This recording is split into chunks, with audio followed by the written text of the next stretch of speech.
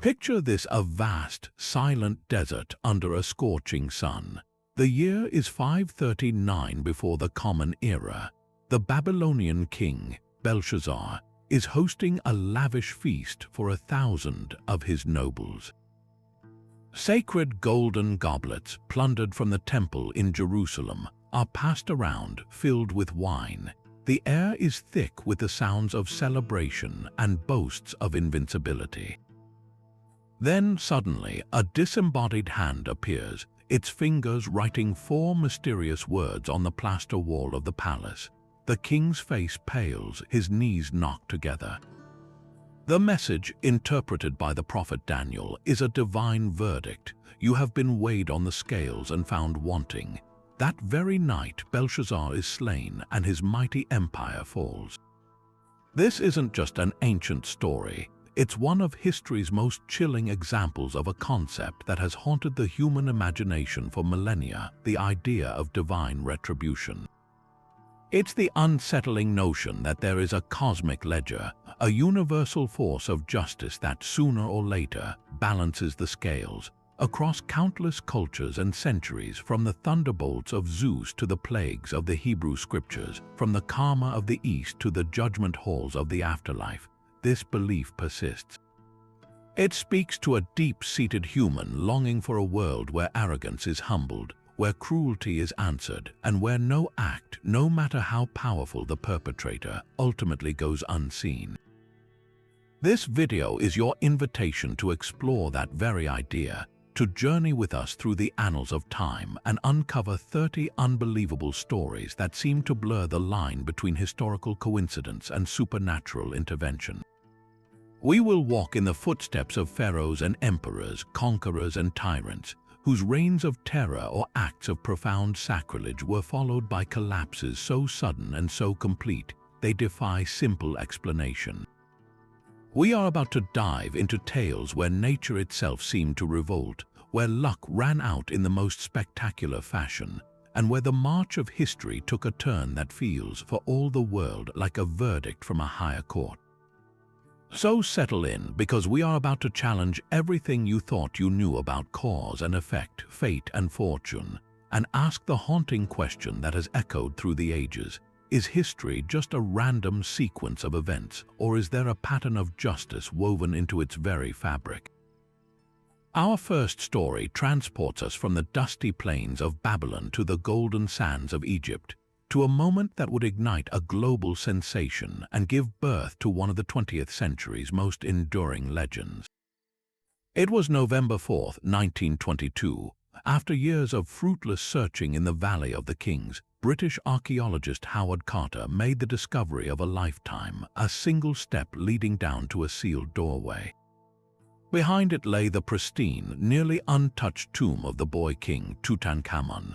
When Carter was later asked what he saw as he first peered into the antechamber by candlelight, his legendary reply was "wonderful things." But along with those wonders, some believe he also unleashed an ancient and deadly curse. The legend was fueled by a series of inscriptions found on artifacts within the tomb itself, including a clay brick inscribed with a stark warning: "Death shall come on swift wings to him who disturbs the peace of the king." Another, a statue of the god Anubis, bore a simpler but no less menacing promise: "It is I who hinder the sand from choking the secret chamber. I am for the protection of the deceased." At first, these words were dismissed as mere superstition, standard protective spells from a culture deeply concerned with the afterlife. But then the tragedies began. The central figure, the man who financed the expedition, Lord Carnarvon, died just a few months after the tomb was opened. The official cause was pneumonia and blood poisoning, stemming from a seemingly trivial infected mosquito bite he had nicked while shaving. Yet the circumstances surrounding his death were what captured the public's terrified imagination. Reports claimed that at the exact moment of his death in a Cairo hotel room, all the lights in the city mysteriously flickered and died. Back in England, his beloved terrier was said to have let out a mournful howl and dropped dead simultaneously. The press, hungry for a sensational story, ran with the narrative of the mummy's curse. The list of those connected to the tomb who met untimely ends seemed to grow. Carnarvon's half-brother died unexpectedly not long after. Arthur Mace, another key member of the team who had helped breach the burial chamber, fell into a mysterious coma and died in the same Cairo hotel as Carnarvon without any clear diagnosis. Howard Carter's personal secretary, Richard Bethel, was found dead in his bed from a suspected heart attack at just 45 years of age. His father, who was deeply distraught, later committed suicide. And the chain continued with Professor Archibald Douglas Reed, the man who X-rayed the mummy. He died of a mysterious wasting disease shortly after performing his task. Of course, skeptics have offered compelling scientific explanations for this cluster of misfortunes. Modern analysis suggests the sealed tomb could have harbored ancient and potentially deadly pathogens. Bacteria like Pseudomonas pneumoniae or the mold Aspergillus niger, which can cause fatal lung infections, might have been preserved for millennia and then inhaled by the first people to enter the confined space. This theory, often called tomb toxins, provides a logical, biological basis for the illnesses. Yet, what continues to fuel the legend is the eerie specificity and the dramatic timing. Howard Carter himself, the man who physically breached the inner sanctum and handled the mummy, lived for another 16 years, dying of natural causes at 64. Why would a curse spare its primary target while striking down those around him? This selective pattern feels less like random bad luck and more like a calculated, supernatural vengeance, a punishment not for the act of discovery itself, but for the man who funded the desecration. The public fascination was, and remains, undeniable. The story of Tutankhamun's curse tapped into a deep-seated fear of disturbing the ancient dead and a romantic notion of a king's power reaching from beyond the grave to protect his eternal slumber. It serves as a stark, modern-era example of that universal theme, a swift and seemingly deliberate retribution for those who dared to trespass into a sacred realm. From the silent, cursed tombs of Egypt, we journey now to the cold, treacherous waters of the English Channel, where another story of pride and its precipitous fall was written in salt and storm. It was a clear November night in the year 1120, and the English court was celebrating a triumphant political victory in Normandy. King Henry I, a powerful and cunning ruler, had secured his borders and the future of his dynasty. His only legitimate son and heir, 17-year-old William Adelin, was the very picture of that future. To mark their return to England, a magnificent vessel named the White Ship was prepared, a state-of-the-art craft meant to carry the young prince and his glittering entourage of young nobles. The mood was anything but solemn. It was a floating festival of celebration, stocked to the brim with wine and overflowing with the invincible confidence of youth and royalty. As the king's own ship departed the port of Barfleur, the passengers and crew of the White Ship decided to turn the crossing into a race. Fueled by drink and daring, they are said to have taunted the captain, challenging him to overtake the king's vessel and prove their superiority. In an act of staggering hubris, the crew even dismissed the priests who came to bless the voyage, laughing off the traditional prayers for safe passage. They were young, they were privileged, and they believed the waves themselves would bow to their status. But the sea is a great leveler, indifferent to royal blood. Just outside the harbor, in waters everyone knew were littered with hazardous rocks, the White Ship met its fate.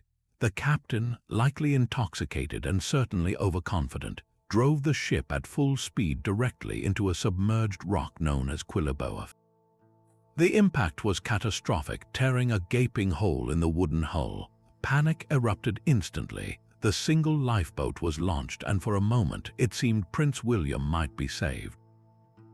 But as the small boat pulled away, the screams of his half-sister, the Countess of Poitiers, reached him.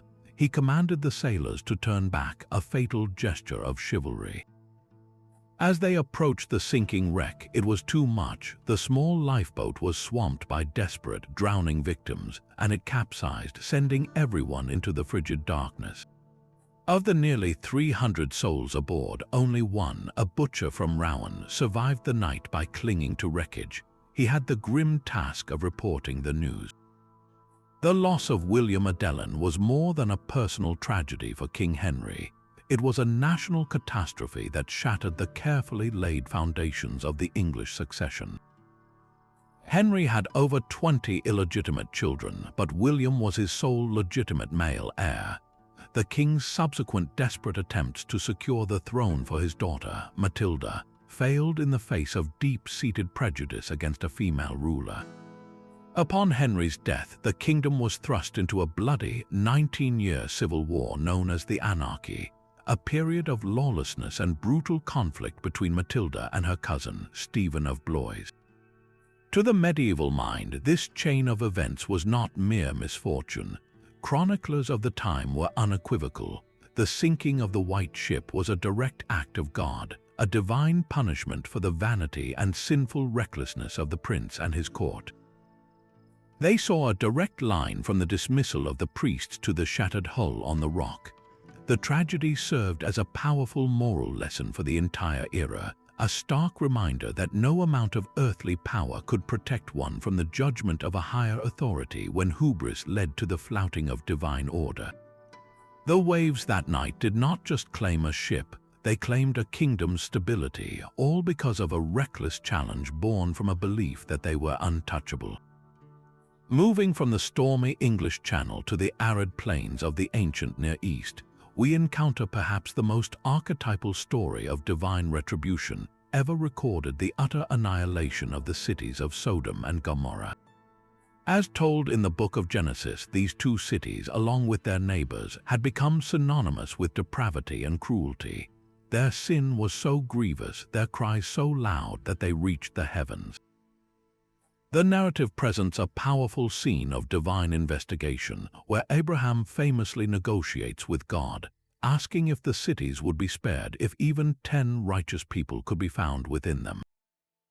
The answer, tragically, was no. As 2 angelic visitors rescue Abraham's nephew, Lot, and his family from the city, the judgment is delivered. The sky rains down burning sulfur, fire and brimstone utterly consuming the cities, their inhabitants, and the entire fertile plain. The description is one of total, cataclysmic destruction, a deliberate and fiery end to a civilization deemed irredeemable. But within this sweeping act of judgment lies a smaller, deeply human moment that has echoed through the centuries. As Lot's family flees, they are given one unequivocal command: run for your lives and do not look back. Yet as the inferno erupts behind them, Lot's wife disobeys. She pauses and turns for one last glance at her home, her past life, the world she knew. In that instant, she is transformed into a pillar of salt. This single act and its stark consequence transforms her from a minor character into an eternal symbol. She is a permanent monument to the peril of nostalgia for a sinful existence, a warning that salvation requires a complete and unreserved break from the past one is being saved from. It's a chilling reminder that in the face of divine judgment, hesitation or longing for what was lost can itself be fatal.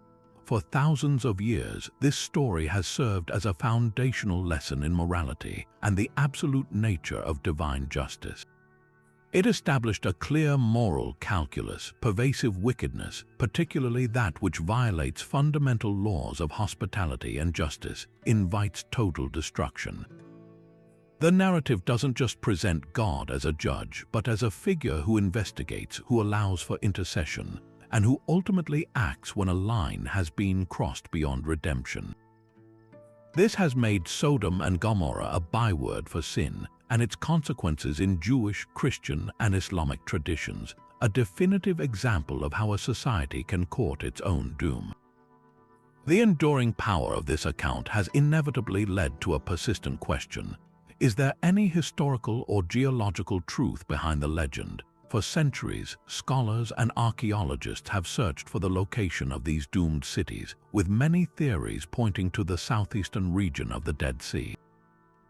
This area is geologically fascinating, sitting atop a major fault line in the Great Rift Valley, and being rich in deposits of asphalt, natural gas, and sulfur materials that could easily be poetically described as brimstone.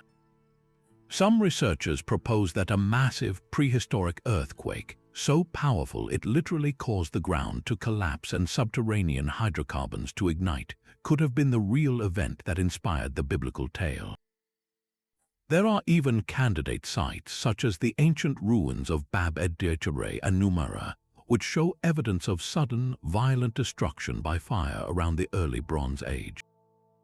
These settlements were fortified towns that appear to have been abandoned after a catastrophic conflagration, their ashes telling a story of a swift and terrible end. While no single piece of evidence definitively proves the existence of the biblical cities, the convergence of geology and archaeology provides a compelling backdrop. It suggests that the story of Sodom and Gomorrah could very well be a profound theological interpretation of a real, devastating natural disaster, where ancient observers saw the hand of God in the terrifying power of the earth itself. This blending of faith, history, and science only deepens the story's impact, presenting it not just as a simple myth, but as a powerful, enduring warning about the consequences of collective moral failure.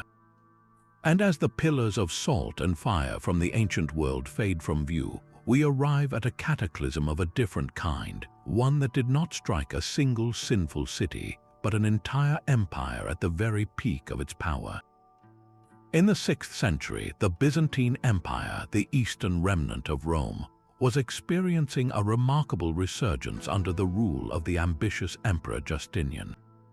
His dream was nothing less than the restoration of the Roman Empire to its former glory, reconquering the lost territories in Italy, North Africa, and Spain from the barbarian kingdoms that had taken them. His armies, led by the brilliant general Belisarius, were scoring victory after victory. In Constantinople, the capital, this ambition was set in stone with the construction of the magnificent Hagia Sophia, a church of such scale and splendor it was said to have changed the history of architecture. The empire was outwardly prosperous, militarily potent, and culturally dazzling. Yet beneath this golden veneer, many contemporary chroniclers wrote of deep discontent. Justinian's endless wars and massive building projects were funded by crippling taxes that weighed heavily on the common people. The court was often seen as corrupt, and moralists preached that society was succumbing to decadence and sin. It was into this world of soaring ambition and underlying tension that an unseen horror arrived. Around the year 541, a plague erupted in the Egyptian port of Pelusium. It was a disease of horrific speed and mortality, and it traveled with terrifying efficiency along the empire's trade routes, carried by rats and the fleas on their backs. Within a matter of months, it reached the heart of the empire itself, Constantinople. The historian Procopius, who witnessed the events firsthand, left a chilling account. He described victims suddenly developing fevers and swellings, first in the groin or armpits and sometimes behind the ears. Death could come with shocking swiftness, some dying the same day they first felt ill, many others succumbing after a few days of agony. The city, a bustling metropolis of hundreds of thousands, was brought to a standstill. The streets were filled with the dead and dying. There were not enough hands to bury the corpses, which were instead stacked inside towers or tipped into the sea. The economy seized up, law and order frayed, and the very fabric of society seemed to unravel. At its peak, the plague was killing as many as 10,000 people every single day in Constantinople alone. By the time it had run its course in waves over the next 2 centuries, modern estimates suggest it may have killed anywhere from 25 to 50 million people across the Mediterranean world, perhaps wiping out half of Europe's population. In the face of such incomprehensible suffering, the people of the time searched desperately for meaning. For them, this was not a random biological event. This was the plague of Justinian, and it was widely interpreted as a direct and terrifying act of divine wrath. Church leaders and chroniclers like John of Ephesus saw a direct correlation between the empire's spiritual state and its physical punishment. They preached that God was punishing the empire for its collective sins, for the greed embodied in Justinian's heavy taxation, for the bloodshed of his constant wars of conquest, and for the general moral decay they perceived in society. Justinian himself contracted the plague and survived, but his grand vision of restoration died with his subjects. The plague decimated the empire's tax base and its army, leaving it financially and militarily exhausted. The reconquest of the West, once so full of promise, stalled and then reversed. The catastrophic depopulation created a power vacuum in Europe that would ultimately facilitate the rise of new powers and reshape the continent's future, arguably altering the course of history for 1,000 years. The plague of Justinian stands as a monumental example of how an event of unimaginable scale was understood through the lens of divine retribution. It was seen as a cosmic correction, a humbling of human ambition on a colossal scale, a stark reminder that even the most powerful empire was not immune to a judgment that could quite literally fall from the heavens. Now let's turn our attention from plagues and sinking ships to a story of a different kind of downfall, one that struck not at a king's body but at his very mind. This is the strange and harrowing tale of King Nebuchadnezzar II of Babylon, one of the most powerful monarchs the ancient world had ever known. Under his rule, the Babylonian Empire reached its zenith. He was a master builder responsible for some of the ancient world's most legendary wonders. The immense Ishtar Gate, with its dazzling blue-glazed bricks and processions of golden bulls and dragons, was his. The fabled Hanging Gardens, one of the 7 wonders of the ancient world, were said to have been constructed for his homesick wife. And the city's defenses were so formidable, with walls so thick that chariots could race along their tops, that Babylon was considered impregnable. It was a city of almost unimaginable wealth and power, and at its center was a king who believed he alone was its author. The Book of Daniel presents a gripping psychological drama. Walking on the roof of his royal palace, Nebuchadnezzar looks out over the sprawling, magnificent city and is overcome with pride. He declares, "Is not this the great Babylon I have built as the royal residence by my mighty power and for the glory of my majesty?" In that moment of supreme self-congratulation, a voice from heaven interrupts him, pronouncing his sentence.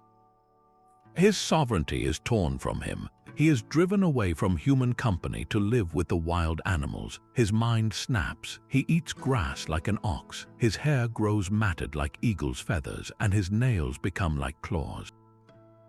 For 7 years, the man who ruled an empire lives as a beast in the fields, drenched with the dew of heaven, until he finally lifts his eyes to the sky and acknowledges that the Most High is sovereign over all earthly kingdoms. Only then is his sanity restored and his kingdom returned to him greater than before. This story is a quintessential narrative of divine retribution, where the punishment fits the crime with poetic precision. The king's arrogance, his belief that he was the sole source of his kingdom's glory, is met with a punishment that strips him of everything that made him human: his reason, his palace, his royal dignity. He is reduced to the state of the animals, a powerful metaphor for the primal, base nature that pride can uncover. It is a humbling of the highest order, designed to teach one unassailable lesson: that all power, no matter how absolute it seems, is ultimately delegated and contingent. It's a theme that would have resonated deeply with a people living in exile under Babylonian rule, a reassurance that even their mighty oppressor was subject to a higher law. But this raises a fascinating historical and medical question. The biblical account is profound theology, but was there a real man behind this story, and did he suffer a real affliction? The historical Nebuchadnezzar II is very well attested in ancient inscriptions and records. We know he reigned for 43 years, from approximately 605 to 562 before the Common Era. He was a brilliant military strategist and the builder of a vast empire. Babylonian chronicles detail his many campaigns and construction projects, celebrating his power. However, they are silent about any 7-year period of madness or absence from the throne. This silence has led scholars and physicians to propose naturalistic explanations for the story's origins. The condition described, living outdoors, eating grass, altered appearance, bears a striking resemblance to a rare but documented psychiatric illness known as clinical lycanthropy, a delusion in which a person believes they have transformed into an animal. More broadly, his symptoms align with a severe psychotic breakdown, perhaps part of a condition like schizophrenia or bipolar disorder, which could involve grandiose delusions followed by a period of profound regression and disorientation. Another compelling theory points to a physical ailment called boanthropy, a psychological disorder where an individual is convinced they are an ox or cow and may indeed attempt to graze. What's remarkable is that the biblical narrative doesn't necessarily contradict these medical possibilities. Instead, it provides a specific theological framework for understanding a profound personal tragedy. In the ancient world, all events, especially illnesses, were interpreted through a spiritual lens. A sudden, inexplicable madness in a great king would not have been seen as a random neurological event, but as a direct intervention from the divine realm. The story uses this terrifying ordeal to explore a universal truth about the dangers of unchecked pride and the fragility of human power. It stands as a timeless warning that the greatest empires can be brought low not by external armies, but by the internal collapse of the ruler who forgets that he, too, is subject to a force greater than himself. From the psychological torment of a Babylonian king, we travel forward in time to one of history's most iconic and visceral scenes of destruction, the cataclysm that befell the Roman cities of Pompeii and Herculaneum. In the year 79 of the Common Era, these thriving coastal towns at the foot of Mount Vesuvius were the picture of Roman prosperity. Pompeii, in particular, was a bustling commercial hub and a popular resort for wealthy Romans, its streets lined with shops, taverns, and elaborate villas adorned with vibrant frescoes. The culture was one of unabashed enjoyment of life's pleasures, from the heated baths and grand theaters to the wines from local vineyards. Yet this prosperity was shadowed by what many contemporary moralists described as decadence. The city's vivid wall art and artifacts reveal a society deeply engaged in earthly pursuits, and while it was a normal Roman town, its very normalcy included aspects that philosophers and writers pointed to as signs of moral decline. Then, without warning, the mountain that had been a benign part of the landscape for generations awakened. For the Romans, the world was governed by the will of the gods, and natural phenomena were rarely just natural. Volcanic activity, earthquakes, and plagues were widely interpreted as expressions of divine anger, a disruption of the Pax Deorum, the peace with the gods. The violent trembling of the earth in the days leading up to the eruption would have been seen as ominous portents, signs that the favor of the gods had been lost. When Vesuvius finally exploded in a colossal column of superheated ash and rock, it was an event of such terrifying scale that it surely felt like the heavens themselves had opened in judgment. Our most detailed account comes from Pliny the Younger, who witnessed the eruption from across the bay and whose letters provide a chilling, moment-by-moment narrative. He describes the towering, mushroom-shaped cloud rising into the sky, the fall of hot ash and pumice that turned day into night, and the terrifying pyroclastic surges, avalanches of searing gas and rock, that ultimately swept down the mountain and sealed the fate of Herculaneum and then Pompeii. He writes of panic in the streets, of people tying pillows to their heads to protect themselves from falling debris, and of his uncle, Pliny the Elder, sailing toward the danger in a courageous attempt to rescue friends and to study the phenomenon, only to succumb to the toxic fumes. Through his words, we don't just see a geological event, we experience a human tragedy of staggering proportions, a disaster that was immediately framed by many as a divine punishment against the region for its perceived sins. The incredible preservation caused by the volcanic ash is what makes this story so uniquely powerful. the same materials that suffocated the cities also created a perfect cast of their final moments. The hollow spaces left by decomposed bodies in the hardened ash were filled with plaster by archaeologists in the 19th century, revealing the heartbreaking forms of the victims in their last postures. We see a family huddled together, a man crouching with his hands over his face, a dog writhing in agony, its collar still visible. These are not abstract statistics, they are frozen moments of human terror, a poignant and intimate snapshot of a civilization interrupted in an instant. The ruins themselves tell a similar story. A loaf of bread still sits in a bakery oven, frescoes remain bright on the walls, and jewelry lies scattered on the floor, all preserved under meters of ash as if time itself had stopped.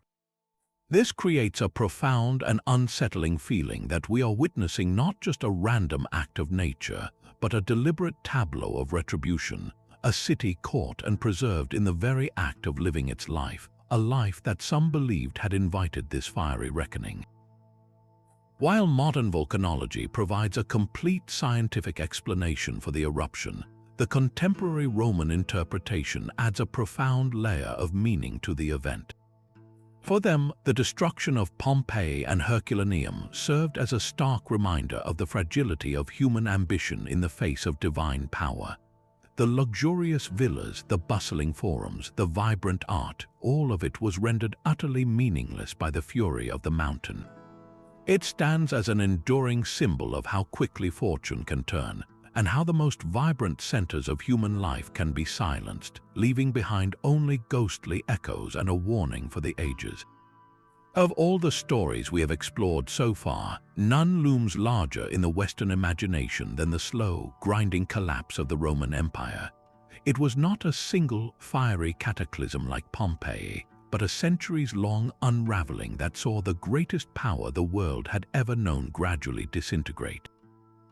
For generations, historians and theologians have searched for a root cause, and one of the most persistent and powerful explanations is that this was not merely a political or military failure, but a form of divine retribution on a civilizational scale.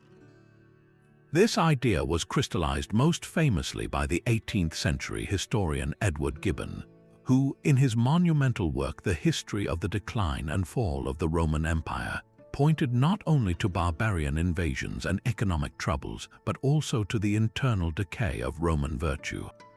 From this perspective, the empire was not conquered from without so much as it rotted from within, its own moral corruption creating a vacuum that fate was all too eager to fill.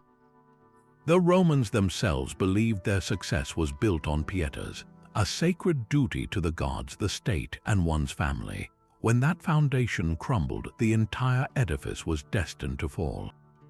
To understand this, we need only look at the parade of emperors who came to embody this decay. Caligula, who reportedly planned to make his own horse a consul and declared war on the sea god Neptune, only to have his own guards assassinate him.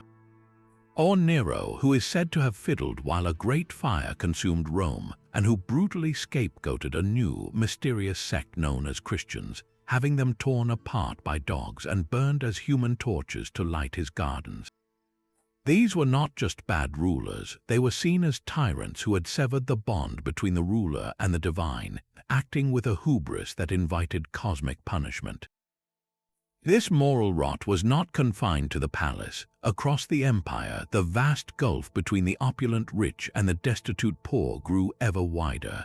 The colossal Colosseum, a marvel of engineering, was the site of brutal gladiatorial games where the populace was pacified with bread and circuses, a policy of distraction that fostered a culture of apathy and bloodlust. The traditional Roman family structure weakened, and political life became a deadly game of betrayal and assassination, with the Praetorian Guard often auctioning the imperial throne to the highest bidder. In this atmosphere of cynicism and decay, a new, radically different voice began to spread through the back alleys and catacombs of the empire: Christianity. While Romans worshipped a pantheon of gods who often mirrored their own flaws and ambitions, Christians preached a message of humility, charity, and devotion to a single, all-powerful God.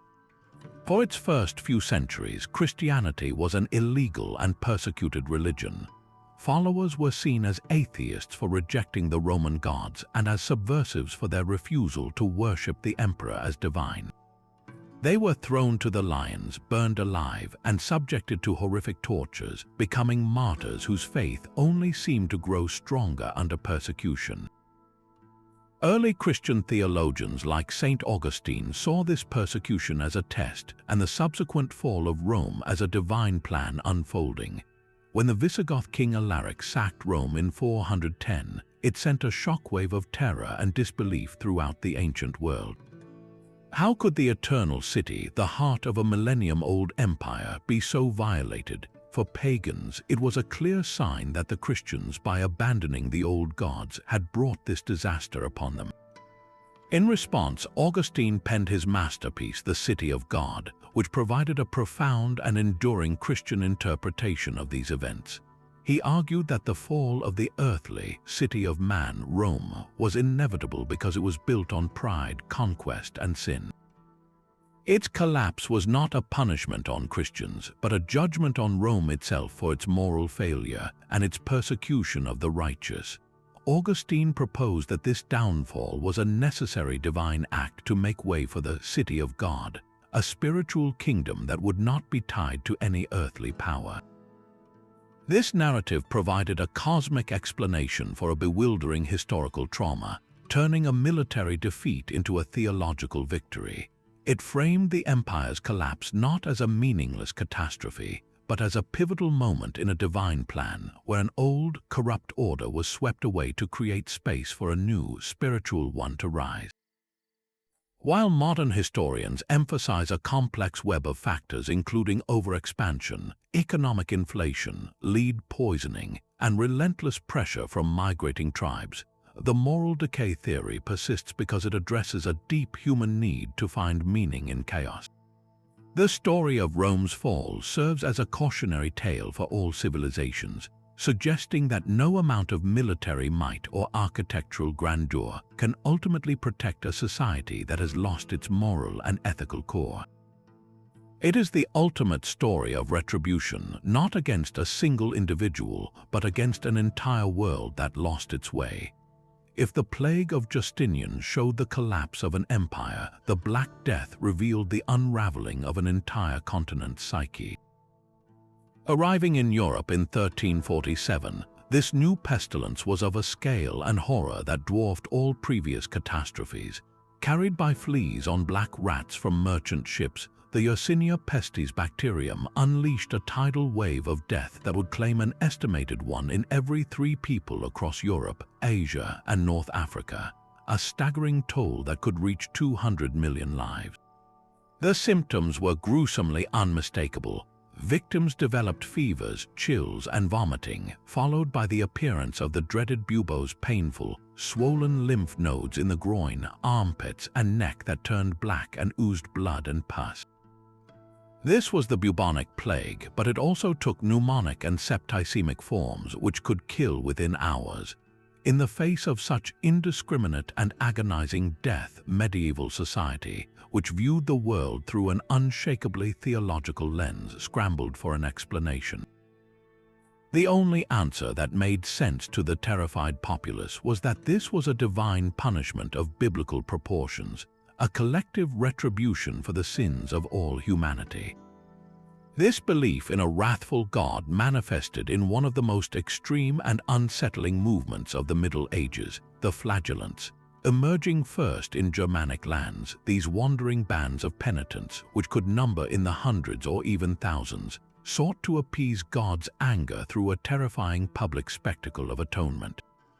They would march from town to town, their processions marked by chanting, wailing, and the rhythmic, horrifying crack of whips. They wore simple white robes marked with red crosses and subjected themselves to elaborate, bloody rituals of self-flagellation. Lashing their own backs with whips embedded with metal spikes, they would bleed onto the ground, believing that their suffering could vicariously atone for the sins of the world and turn away the plague. For a time, they were seen as living saints, and their arrival in a town would be met with awe and hope. they created a parallel religious authority, even claiming their bloody sacrifices could grant absolution without the need for a priest. But the Church, wary of this challenge to its doctrinal monopoly, soon condemned the movement. The desperation they represented, however, was a powerful indicator of a society so terrified that it believed only mass public suffering could balance the cosmic scales. When the flagellant's bloody processions failed to halt the plague's relentless march, that same desperate need for a cause and a culprit turned violently outward. If God was not being appeased by self-punishment, then perhaps the problem was a hidden, human evil deliberately thwarting his will. Jewish communities, long marginalized and viewed with suspicion, became the perfect scapegoat. Bizarre and utterly false rumors began to circulate that Jews were poisoning wells with a mysterious powder made from spiders, frogs, and the hearts of Christians. Under torture, confessions were extracted that confirmed these wild fantasies for a populace eager to believe them. What followed was a wave of horrific pogroms that swept across Europe. In Strasbourg, hundreds of Jews were burned alive in a purpose-built wooden structure. In Mainz, a community of thousands was systematically slaughtered despite the local archbishop's attempts to offer them shelter in his fortress. In Basel, the entire Jewish population was rounded up and forcibly relocated to a building on an island in the Rhine, which was then set ablaze. These were not spontaneous riots, but often officially sanctioned massacres, a chilling institutionalization of paranoia and hate, all justified by the twisted logic that by destroying the perceived agents of the plague, the Christian community could purify itself and end God's judgment. The long-term consequences of this cataclysm, interpreted so universally as divine retribution, fundamentally shattered the medieval world. The sheer scale of death created a severe labor shortage, which, paradoxically, empowered the surviving peasantry to demand better wages and conditions, planting the early seeds that would eventually break the feudal system. The Church's authority was deeply wounded. Its prayers had not stopped the plague, and the spectacle of its priests dying alongside their flocks exposed its powerlessness. This crisis of faith would fester for generations, creating fertile ground for the critical questioning that would later erupt in the Protestant Reformation. The Black Death stands as perhaps the most profound historical example of how the belief in divine punishment can shape human action on a civilizational scale. It drove people to brutalize their own bodies in the flagellant movements, to massacre their neighbors in the pogroms, and to ultimately lose faith in the institutions that had structured their lives. It was a pandemic that was not just a biological event, but a theological one, revealing humanity's terrifying capacity to find meaning in suffering, even if that meaning led to the abyss.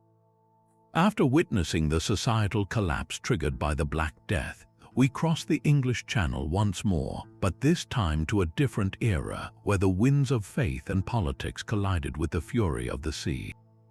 In the late 16th century, Europe was a continent violently divided by religion.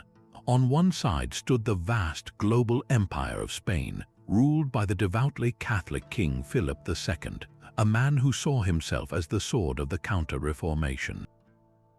His ambition was to return England to the Catholic fold and to stop the raids of English privateers like Sir Francis Drake, who were brazenly plundering his treasure fleets from the New World.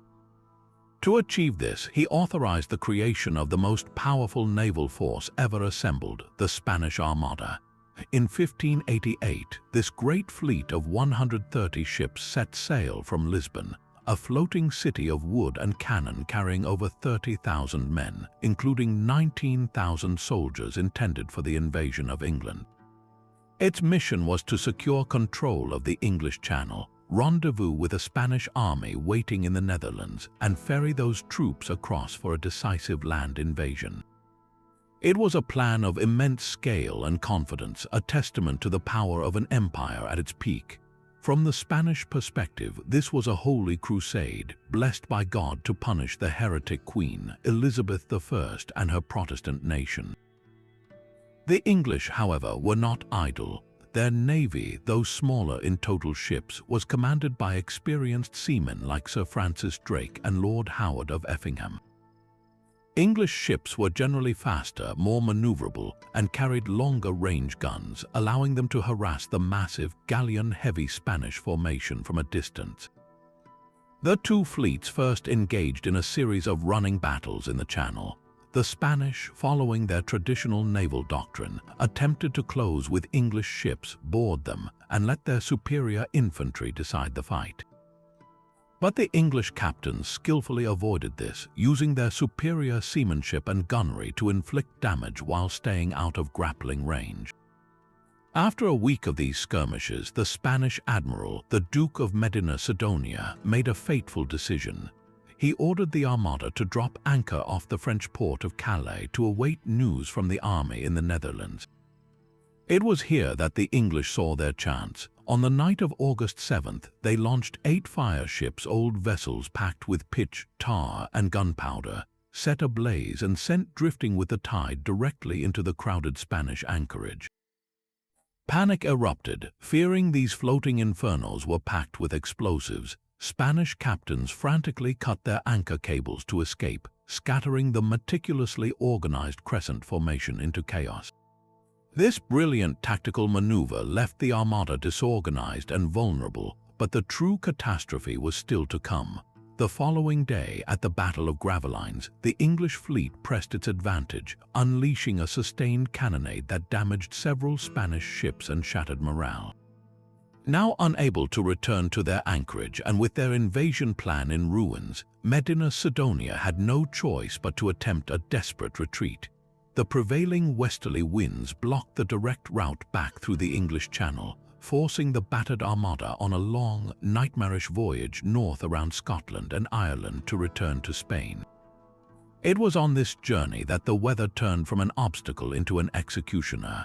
A series of powerful autumn gales, which the English would famously call the Protestant wind, struck the fleet. These were not ordinary storms. They were a prolonged battering of hurricane-force winds and monstrous waves that the heavy, battle-damaged Spanish galleons were ill-equipped to survive. Ships were driven onto the rocky coasts of Scotland and Ireland, their hulls smashed to splinters. Others, their masts shattered and sails torn, foundered in the open ocean, taking all hands to the depths. For the crews, it was a slow-motion massacre.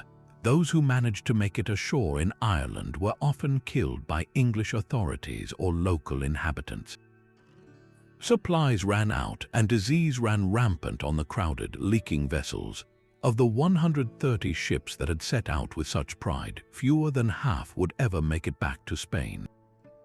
The human cost was staggering, with estimates of Spanish losses reaching 15,000 men, most of whom perished not from English cannon fire, but from starvation, disease, and the relentless fury of the sea. In England, the news of the Armada's destruction was met with euphoria and a profound sense of divine deliverance. To the Protestant English, this was not merely a military victory, it was a miracle, an unambiguous act of God. The series of storms that had shattered the invincible Armada was interpreted as a direct intervention by the Almighty, a clear sign that God favored the Protestant cause and had punished Spanish Catholic arrogance. Queen Elizabeth herself captured this sentiment perfectly. In a speech to her troops at Tilbury, she had declared, "I know I have the body of a weak, feeble woman, but I have the heart and stomach of a king, and of a king of England too." After the victory, a commemorative medal was struck bearing the Latin inscription, "Afflavit Deus et dissipantur," God blew and they were scattered. This was the ultimate theological interpretation of the event. The wind was the very breath of God, exhaling to protect his chosen nation. The defeat of the Spanish Armada was therefore seen as a classic case of divine retribution, where a powerful aggressor, acting in what they believed was a holy cause, was humbled not just by human defenders, but by the elements themselves mobilized by a higher power. It cemented Elizabeth's reign as a golden age, secured the future of Protestantism in England, and marked the beginning of the long decline of Spanish naval dominance. a shift in the balance of global power that seemed, to those who witnessed it, to be written in the clouds and the waves. From the storm-tossed seas that shattered the Spanish Armada, we voyage now to the arid, politically charged landscape of first-century Judea, to a story of a tyrant's end so gruesome it has been cited for 2,000 years as a textbook case of divine retribution. Herod the Great, the client king installed by Rome to rule the volatile Jewish territory, was a figure of immense contradictions.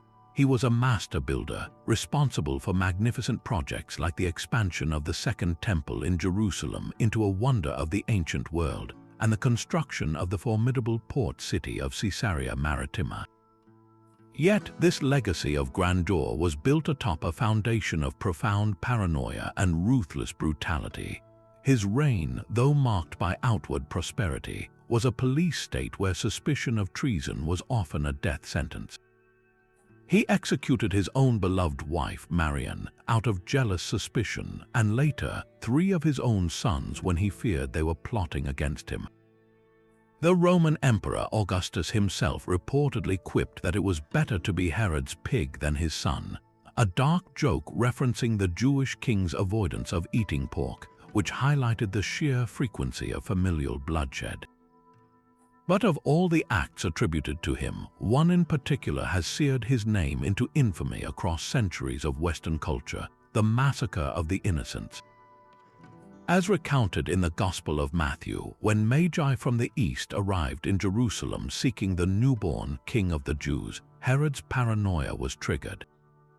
After being tricked by the wise men who did not return to betray the child's location, Herod issued a chilling decree: all male children in Bethlehem aged 2 years and under were to be killed. While this specific event is not recorded in secular histories outside the Bible, it is entirely consistent with the character of a man who would stop at nothing to eliminate any perceived threat to his power. For countless believers, this act of infanticide represented the absolute peak of tyrannical evil, a direct assault on the divine plan itself. It is against this backdrop of cruelty that the account of his death becomes so powerfully symbolic. The Jewish historian Josephus, writing decades later, provides a detailed and horrifying clinical description of Herod's final days. According to his records, the king was struck by a terrible illness. His symptoms began with a fever and an intense, maddening itching all over his skin. He suffered from relentless intestinal pain, with a constant and futile desire to relieve his bowels. His feet became swollen with edema and his abdomen became inflamed. Perhaps most horrifically, Josephus describes the development of gangrene in his genitals, which became infested with worms. He was said to be plagued by convulsions and labored breathing, and his condition was so foul that his very breath became unbearable to those around him. In a grim twist of fate, Josephus notes that in a final, futile attempt to regain some public affection, Herod ordered that upon his death, a large gathering of distinguished Jewish men from across the nation were to be rounded up and executed simultaneously, ensuring that there would be widespread mourning in the land, even if it was not for him. This order, thankfully, was never carried out to the people of his time and to generations of theologians and historians since. This catastrophic medical end was not seen as a random collection of symptoms. It was viewed as a precise and fitting divine punishment. The concept of lex talionis, an eye for an eye, seemed to be playing out on a cosmic scale. The man who had ordered the brutal, indiscriminate killing of infants died a slow, rotting death, his own body turning against him in the most intimate and humiliating ways. The itching and the internal pain mirrored the internal torment of his paranoia, while the gangrene and worms were seen as a physical manifestation of the moral corruption that had festered within him. His story became an archetype, a clear narrative where a tyrant's earthly power proved utterly useless in the face of a higher judgment. His magnificent palaces and fortified cities could not protect him from the justice that worked from the inside out, reducing the great builder to a putrefying corpse. This interpretation provided a profound sense of moral order for a people living under oppression. It was a reassurance that even the most absolute and cruel rulers were not beyond the reach of a final, inescapable reckoning. After exploring the personal downfall of Herod, we now turn to a story where a curse was not confined to a single lifetime, but spilled across generations, defining the very destiny of an entire bloodline. This is the saga of the House of Atreus, a cornerstone of Greek mythology and a terrifying exploration of how one act of hubris can poison a family's wellspring for centuries. Our story begins not with Atreus himself, but with his grandfather, a man whose name has become synonymous with eternal frustration, Tantalus. As a son of Zeus, Tantalus was privileged to dine with the gods on Mount Olympus, enjoying a favor few mortals ever received. But this honor bred a monstrous arrogance within him. To test the gods' omniscience, or perhaps merely to mock them, he committed an unspeakable crime.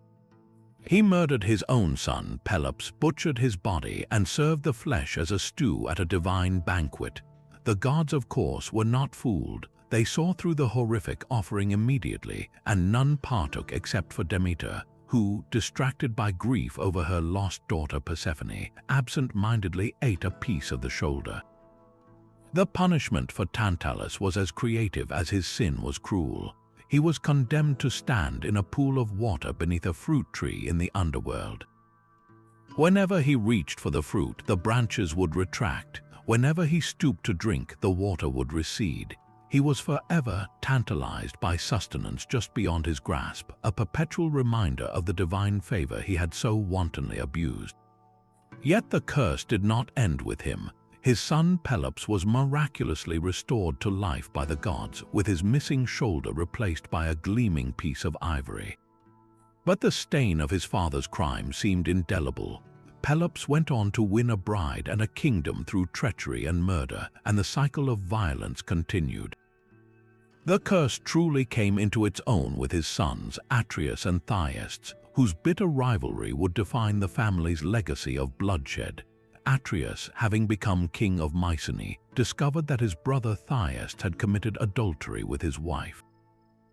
In an act of vengeance that chillingly echoed their ancestor Tantalus, Atreus pretended to reconcile, inviting Thyestes to a lavish feast. After the meal, Atreus revealed the horrifying truth. The main course had been Thyestes' own slaughtered sons. This act of cannibalistic revenge was so profound an abomination that the sun itself was said to have reversed its course in the sky in horror, refusing to shine upon such a crime.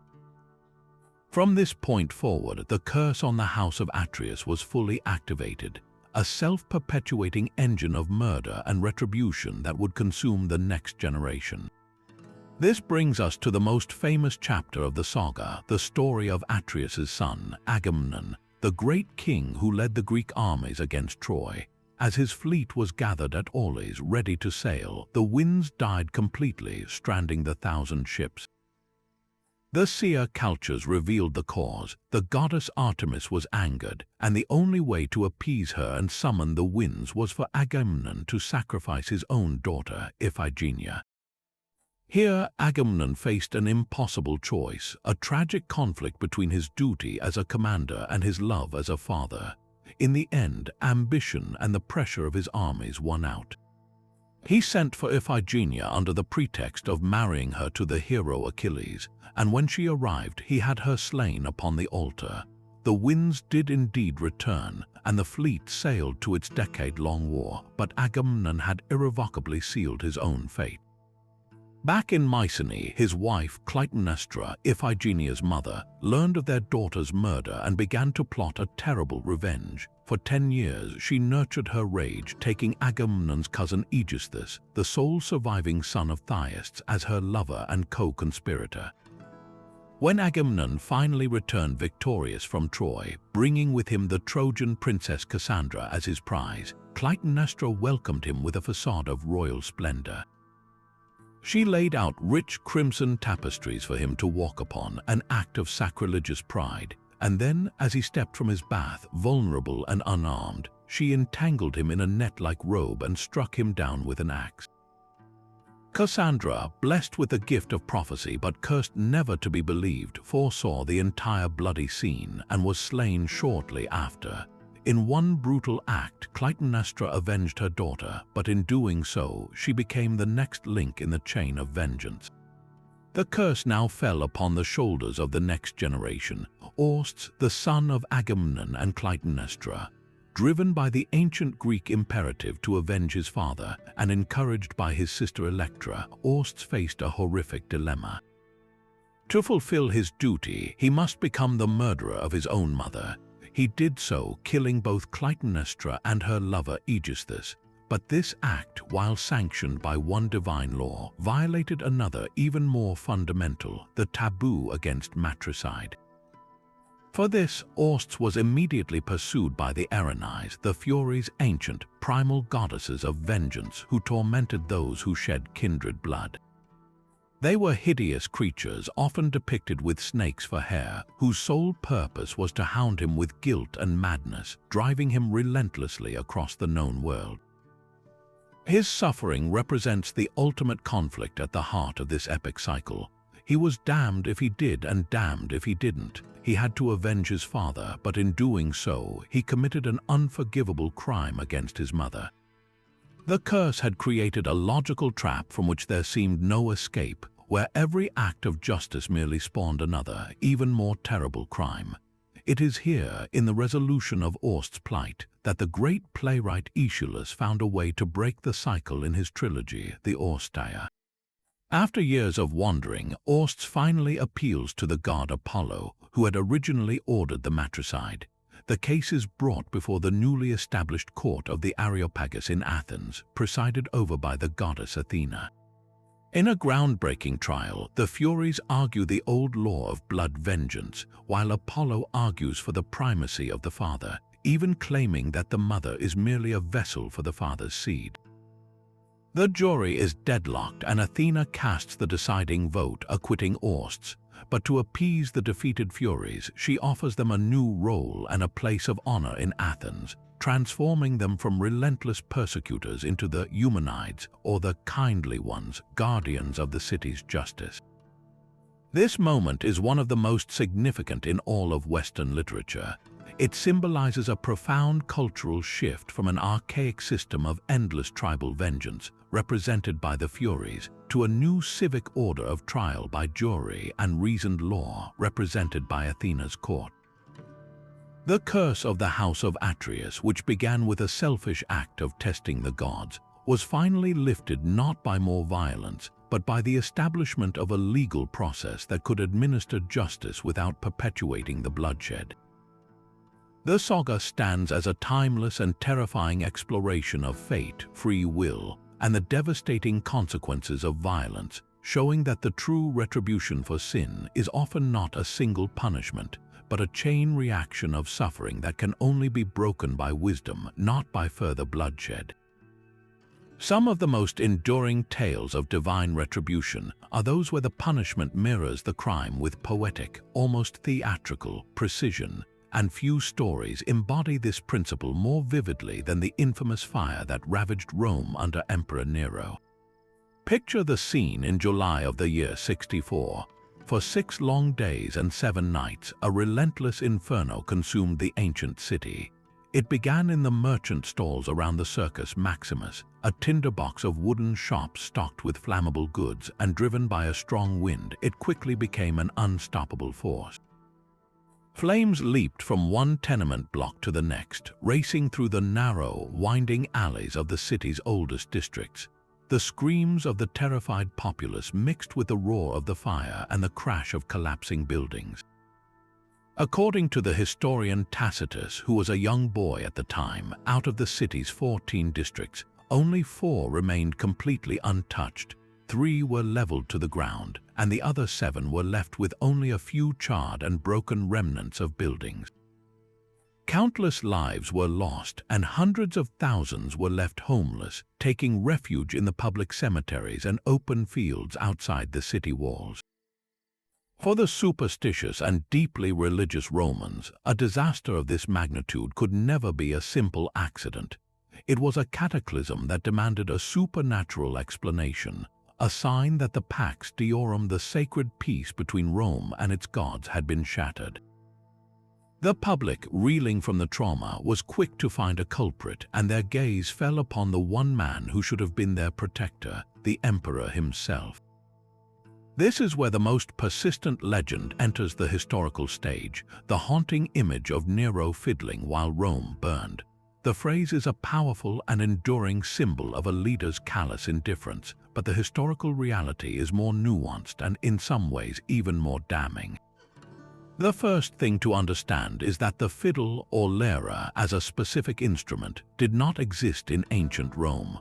The story likely originates from later historians like Cassius Dio, who wrote that Nero ascended to his private stage during the fire and sang a poem about the fall of Troy, comparing the present devastation to the destruction of a great ancient city.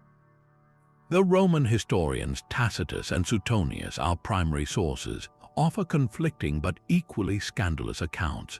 Suetonius, writing with a flair for the sensational, claims that Nero was so delighted by the spectacle of the flames that he indeed put on his theatrical costume and sang of the Trojan disaster from a tower. Tacitus, generally more reliable, reports that Nero was at his villa in Antium when the fire started and rushed back to Rome to direct the relief efforts, opening his own gardens to the homeless and arranging for food supplies to be brought from the surrounding countryside. But even Tacitus admits that a dark rumor spread like wildfire among the people, that the emperor himself had ordered the city to be set ablaze. Why would an emperor destroy his own capital? The motive, according to the popular suspicion, was one of insatiable vanity and ambition. Nero had long dreamed of building a magnificent new palace complex, a sprawling golden house or domus aurea that would span from the Palatine to the Esquiline Hills. The existing city, with its crowded, ancient neighborhoods, was in his way. The fire, whether by his design or not, conveniently cleared the very land he coveted. Tacitus notes that the fire behaved strangely with gangs of men, allegedly acting under Nero's orders, preventing people from fighting the flames and even actively spreading the fire with torches. Whether these accounts are factual or the product of mass panic and political hatred, they reveal what the Roman people believed about their ruler. They saw a man so detached from humanity, so consumed by his own artistic pretensions and grand architectural dreams, that he would orchestrate the annihilation of his people's homes for his personal glorification. The very idea that he would perform a song about a city's destruction as his own city burned, whether literally true or not, cemented his reputation as a monster. It was an act of such profound hubris that it seemed to invite a cosmic response. When the public outrage against him grew too loud to ignore, Nero needed a scapegoat, and he found one in a small, misunderstood, and already despised religious sect, the Christians. Tacitus describes how Nero, to divert suspicion, fastened the guilt and inflicted the most exquisite tortures upon this group. The Christians were already hated by the general populace, who viewed them as adherents of a strange and dangerous superstition, accused of atheism for not worshipping the Roman gods, and rumored to engage in cannibalism during their rituals, a grotesque misunderstanding of the Eucharist. They were the perfect target. Tacitus writes that those who confessed to being Christians were first arrested, and then, on the testimony of others, vast numbers were convicted. Their deaths were turned into a public spectacle of horrifying cruelty. He describes them being covered in the skins of wild beasts and torn apart by dogs, or being nailed to crosses, or being set on fire to serve as human torches to illuminate Nero's gardens during evening parties. In this brutal persecution, we see another layer of the divine retribution narrative. For the growing Christian community and for later Christian historians, this horrific persecution was not the end of the story. They saw the fire itself as God's judgment on Nero and on pagan Rome for its cruelty and immorality, but they also saw Nero's subsequent downfall as a direct punishment for his persecution of the faithful. The emperor who had made martyrs of their brethren was in turn judged by a higher power. Nero's end came just 4 years later, in the year 68, and it was as ignominious as his reign had been tyrannical. Facing widespread revolts across the empire and declared a public enemy by the Senate, he fled Rome and eventually took his own life with the help of a servant. According to Suetonius, his final words were, "What an artist dies in me." This self-pitying epitaph, mourning his lost theatrical talents even at the moment of his death, perfectly encapsulates the profound narcissism that defined his rule. To the Roman people and to posterity, his entire life and reign became a cautionary tale. The Great Fire, whether he started it or not, was forever linked to his name, seen as a divine retribution for his personal wickedness. The subsequent persecution of Christians added another dimension, framing his downfall as a punishment for his assault on a new and divinely favored faith. The story of Nero and the fire thus operates on two powerful levels. It is both a classic tale of a hubristic ruler being punished for his sins against his own people, and an early example of a tyrant being judged for his persecution of a righteous minority. It solidified Nero's posthumous reputation as the archetypal Antichrist in early Christian literature and as the monstrous emperor in the Roman historical record, a man whose crimes were so great that they seemed to call down fire from heaven, and whose final, lonely death was seen by all as a just and inescapable verdict. From the ancient fires of Rome, we journey forward more than 1,500 years to a different kind of vanishing, one that took place not in a bustling metropolis but on the remote, windswept shores of the New World. In the late 16th century, England was desperate to catch up to its Spanish rivals in the race for American colonies. The first attempt was a military outpost on Roanoke Island, in what is now North Carolina, but it was a disaster, abandoned within a year after relations with the local Secotine people soured into violence. Undeterred, the English tried again. In 1587, a more ambitious group of 117 men, women, and children, led by Governor John White, arrived to establish a permanent agricultural settlement. This was to be a true community, the first English family colony in the Americas, but from the very beginning, the endeavor was plagued by misfortune and poor timing. They arrived too late in the season to plant crops, and their supplies were woefully inadequate. The relationship with the local tribes, already damaged by the hostility of the previous expedition, was fragile and distrustful. Just weeks after landing, the colonists, feeling isolated and vulnerable, persuaded Governor White to sail back to England to plead for more supplies and reinforcements. It was a decision born of desperation, and one that would have heartbreaking consequences. White's timing could not have been worse. His return to England coincided with the impending invasion of the Spanish Armada. Every seaworthy English ship was commandeered for the nation's defense, and White found himself trapped for 3 long years, unable to secure passage back to his family, including his own infant granddaughter, Virginia Dare, the first English child born in the Americas. When he finally managed to return in August of 1590, he arrived on Roanoke Island to a scene of profound and eerie silence. The settlement was completely deserted. The log fortifications had been carefully dismantled, suggesting a planned departure, not a panicked flight. The houses were gone, and the only clues left behind were 2 cryptic carvings on a post and a tree. On the tree, the word Croatoan was carved, and on the post, the letters Crow. To White, this was a prearranged signal. Before he had left, he had instructed the colonists that if they were forced to move, they should carve the name of their destination, and if they were in distress, they should carve a cross above it. There was no cross. This led him to believe they had moved south to Croatoan Island, the home of a neighboring tribe that had been relatively friendly. But a sudden, violent storm prevented his ship from investigating further, and he was forced to return to England, the mystery forever unresolved. For the Elizabethan mind, a world steeped in the belief that God actively directed the affairs of nations and individuals, this bizarre and total disappearance demanded a divine explanation. The official records and contemporary commentators began to frame the event not as a simple tragedy of failed logistics, but as a potential act of divine judgment. Governor John White himself, in his writings, expressed a deep personal conviction that the colony's fate was a punishment from God. He lamented England's failure to support the venture, viewing the nation's preoccupation with the Spanish War as a sinful abandonment of a godly mission.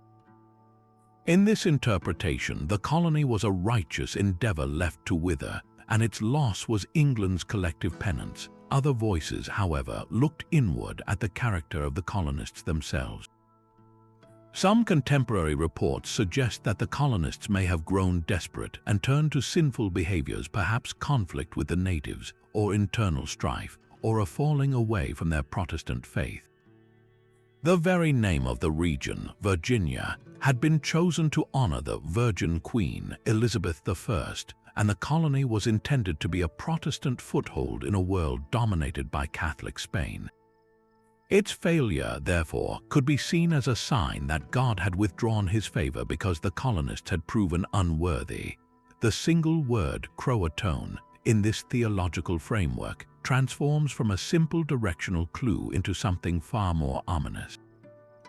It could symbolize the colonists being spiritually and physically absorbed by a people they considered heathens. For a deeply religious society, this was not a rescue, but a punishment worse than death, the complete loss of their English and Christian identity, a divine verdict on their hubris in thinking they could tame a savage land without sustained divine favor. Modern historians and archaeologists have, of course, proposed more earthly theories. The most plausible is that the colonists did indeed split into smaller groups and assimilate with nearby native tribes, such as the Croatoans or others further inland. There is intriguing, though not conclusive, evidence to support this. Later English explorers in the 17th century reported encountering native tribes who spoke English, wore European clothes, and claimed descent from white ancestors. The Lumbee tribe of North Carolina, in particular, has long held oral traditions of English ancestry. Yet the complete lack of any definitive archaeological evidence on Roanoke Island itself, combined with the powerful, unresolved mystery, ensures that the story endures. The lost colony of Roanoke stands as a uniquely haunting American ghost story, a void into which we have projected our fears and our search for meaning for centuries. It serves as a powerful narrative of ambition meeting its limits, where a grand colonial dream was swallowed whole by a vast and unforgiving wilderness. The story challenges the notion of manifest destiny, presenting instead a cautionary tale about the fragility of human enterprise and the possibility that some ventures are simply not meant to succeed, their disappearance a silent, lasting rebuke from forces beyond our understanding. If the saga of Roanoke was a mystery of disappearance, the ordeal of the Donner Party was a tragedy of grueling public survival. In the spring of 1846, the promise of a new life in California spurred countless families to join the westward migration.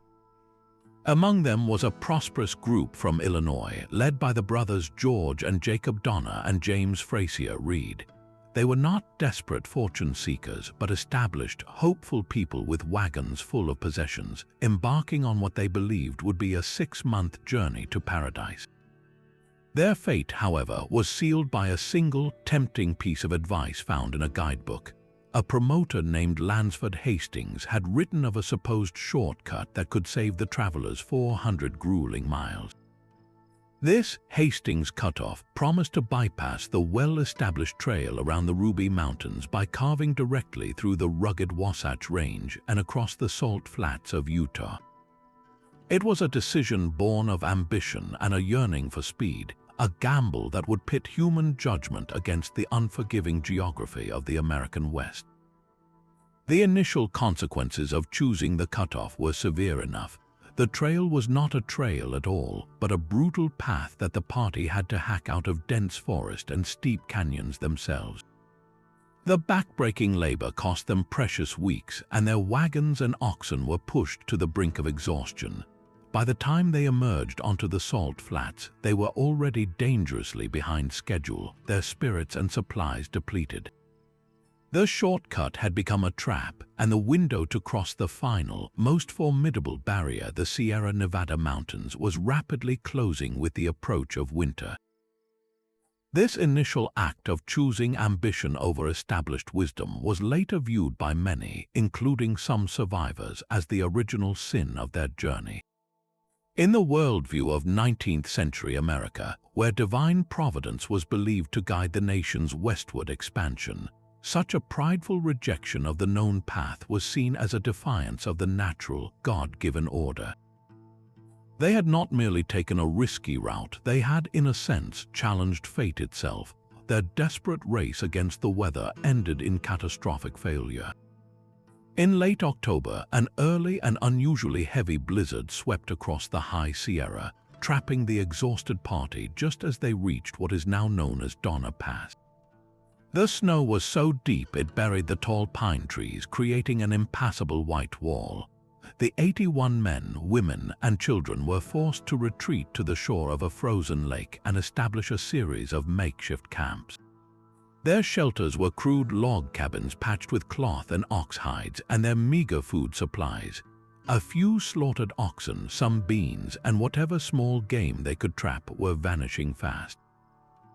The world they inhabited shrank to a small, snowbound circle of misery, a white prison where the cold was a constant, gnawing presence and the sound of the wind was a perpetual howl of despair.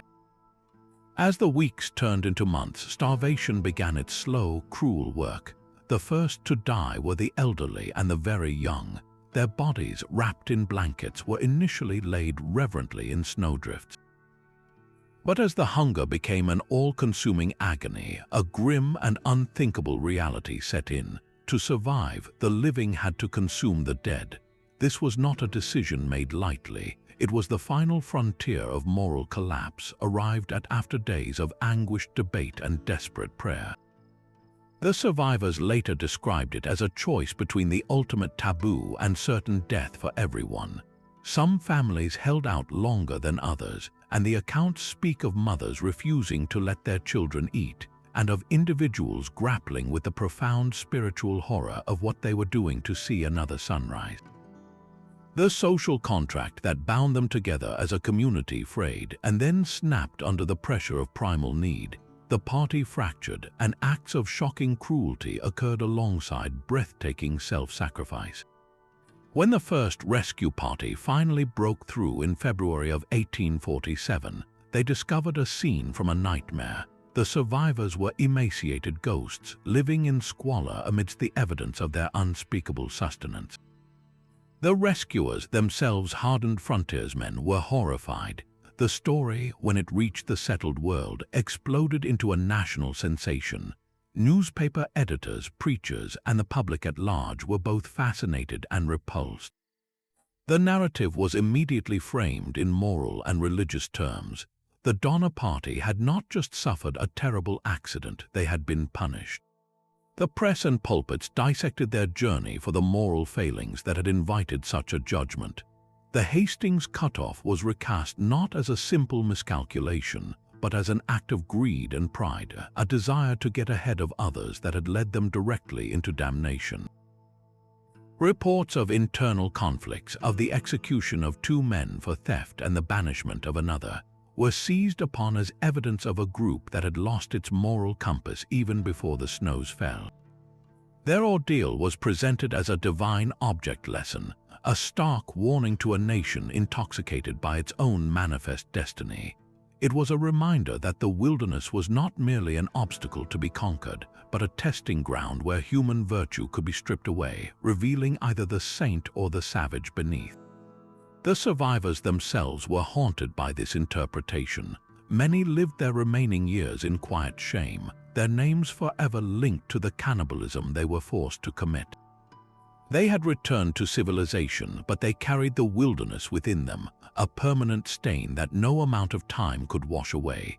Their story endures not just as a tale of survival horror, but as a profound and unsettling American parable about the limits of human ambition and the terrifying price of challenging the natural and divine order.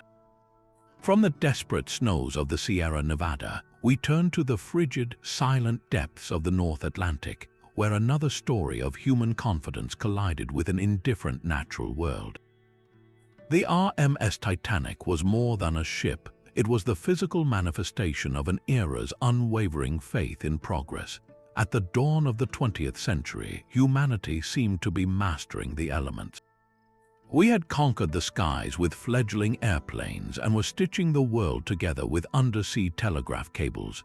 The Titanic was the ultimate symbol of this conquest, a floating palace declared by the press to be practically unsinkable, a word that would forever haunt its legacy. This wasn't just marketing hyperbole, it was a belief rooted in its revolutionary design. The ship's hull was divided into 16 watertight compartments, equipped with electrically activated doors. The prevailing engineering wisdom held that even if 4 of these compartments were breached, the ship would remain afloat. It was a mathematical guarantee of safety, a testament to human ingenuity that seemed to render the old fears of the sea obsolete. This profound confidence, however, curdled into a dangerous hubris that permeated every aspect of the voyage. The most glaring example was the lifeboat situation. With a total capacity for over 3,000 souls, the Titanic carried only 20 lifeboats, enough for about 1,178 people. This was not an oversight, it was a calculated decision. The White Star Line believed that an excessive number of lifeboats would clutter the pristine promenade decks, spoiling the aesthetic appeal for their wealthy first-class passengers. More fundamentally, they were deemed largely unnecessary for a vessel that was considered its own best lifeboat.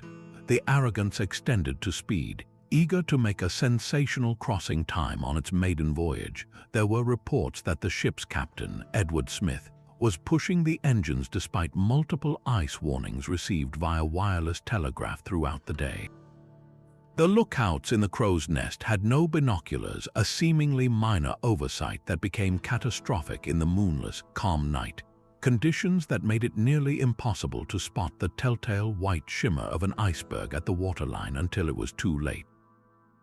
Every one of these decisions was a small act of defiance, a belief that human technology had finally insulated itself from the raw power of nature. When the inevitable collision occurred on the night of April 14, 1912, it was a reality check of the most brutal kind.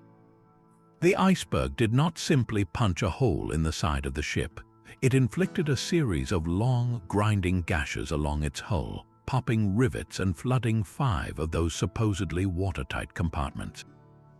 The designers had not conceived of such a wound. The mathematics of unsinkability had been shattered.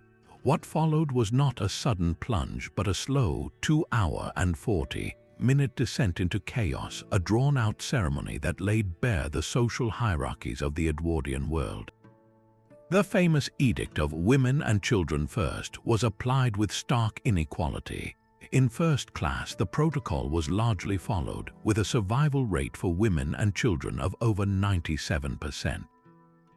In third class, however, the story was tragically different. Many steerage passengers found themselves lost in the labyrinthine lower decks, their path to the lifeboats blocked by locked gates and confused stewards, a physical manifestation of the class barrier. The survival rate for third-class women was less than half that of their first-class counterparts, and for third-class children it was appallingly low. The beautifully appointed smoking lounges and grand staircases of the upper decks became the stage for acts of both profound courage and heartbreaking cowardice, a microcosm of a society about to be shattered by the coming World War. In the immediate aftermath of the disaster, as the world grappled with the scale of the loss, a powerful narrative began to coalesce in pulpits and newspaper editorials. This was not merely a tragic accident, it was a modern-day parable, a divine rebuke. Prominent religious figures on both sides of the Atlantic were unequivocal. In London, Canon William Lancelot Holland told his congregation that the disaster was a monument to the presumption of mankind, a punishment for the belief that we could build a Tower of Babel that could defy God and nature. In New York, Dr. James F. MacDonald preached that the Titanic was a floating embodiment of human arrogance, The press echoed these sentiments. An editorial in the Christian Advocate declared, "The sinking of the Titanic was an object lesson of the emptiness of human glory when it is not based upon righteousness." The symbolism was irresistible. The largest, most luxurious man-made moving object in the world, resting at the bottom of the ocean, defeated by one of the oldest, most primitive forms of ice. The disaster was framed as a cosmic correction, a humbling reminder that no matter how grand our creations, we are still subject to forces beyond our control. Adding immense fuel to this supernatural interpretation were the numerous omens and premonitions that surfaced after the fact. The most famous of these was a novel called Futility, written by American author Morgan Robertson in 1898, 14 years before the Titanic set sail. The book featured a fictional British ocean liner named the Titan, described as the largest ship afloat and billed as unsinkable. In the story, the Titan strikes an iceberg in the North Atlantic on a cold April night and sinks, with a great loss of life due to an insufficient number of lifeboats. The parallels were so unnervingly precise that the novel seemed less like fiction and more like a prophecy. Then there were the personal premonitions. Many passengers reported a feeling of dread before the voyage. A woman named Mrs. Ada West, who survived the sinking, told reporters that a fortune teller had warned her to beware of water. Perhaps the most chilling account is that of the London spiritualist W.T. Stead, who had written 2 fictional stories about ships sinking in the Atlantic after colliding with other vessels, resulting in massive loss of life due to a lack of lifeboats. He reportedly spoke often of a vision of his own death by drowning. Stead was a real passenger on the Titanic, and he did not survive. These stories, whether coincidental or not, were widely circulated and eagerly consumed by a public desperate for meaning. They wove a tapestry of fate around the disaster, suggesting that the Titanic's doom was not a random event, but a foreordained conclusion, a lesson that humanity was destined to learn in the most tragic way possible. The sinking of the Titanic thus stands as a pivotal moment in the modern psyche, a collision between the boundless optimism of the machine age and the ancient, enduring concept of hubris and its consequences. It serves as a permanent memorial, not just to the lives lost, but to the peril of believing that our technology can ever fully separate us from the judgment of nature, or from the timeless moral that pride truly does go before a fall. While the Titanic's sinking represented a modern collision with hubris, our next story takes us to a world where the line between the earthly and the divine was utterly inseparable, to the heart of the Aztec Empire at the very moment it encountered a doom foretold by the heavens themselves. In the decade before the Spanish conquistador Hernán Cortés and his small band of men landed on the coast of Mexico in 1519, the Aztec capital of Tenochtitlan was a metropolis of staggering power and sophistication. Built on an island in the middle of a lake, it was a city of gleaming white pyramids, bustling canals, and a society governed by a complex and relentless celestial calendar. The Aztecs, or Mexica as they called themselves, believed the world existed in fragile, cyclical eras, or suns, each destined to end in cataclysm. Their very survival depended on maintaining the favor of the gods, particularly the sun god Huitzilopochtli, through a constant offering of human hearts and blood, the sacred substance of life. It was in this atmosphere of profound spiritual vigilance that a series of terrifying and inexplicable events began to unfold, recorded in haunting detail by Aztec chroniclers after the fact. These were the 8 bad omens, portents so unsettling that they were interpreted as signs that the current world cycle, the 5th sun, was teetering on the brink of collapse. The first omen was a sight that would strike fear into any civilization that read its fate in the stars. For an entire year, beginning in 1510, a great comet or a smoking star appeared in the sky during the day. It was described as a fiery plume that blazed like a spear of fire, an unnatural and menacing presence in the heavens that could not be ignored. The second omen was a sudden, inexplicable fire that erupted in the temple of Huitzilopochtli. The flames engulfed the sacred structure, and despite the frantic efforts of the priests, the blaze could not be quenched with water, only growing fiercer until the entire temple was consumed. The third sign was a lightning strike on another temple, this one dedicated to the rain god Tlaloc, a building made entirely of wood. It was set ablaze without any accompanying storm, a spontaneous act of divine arson.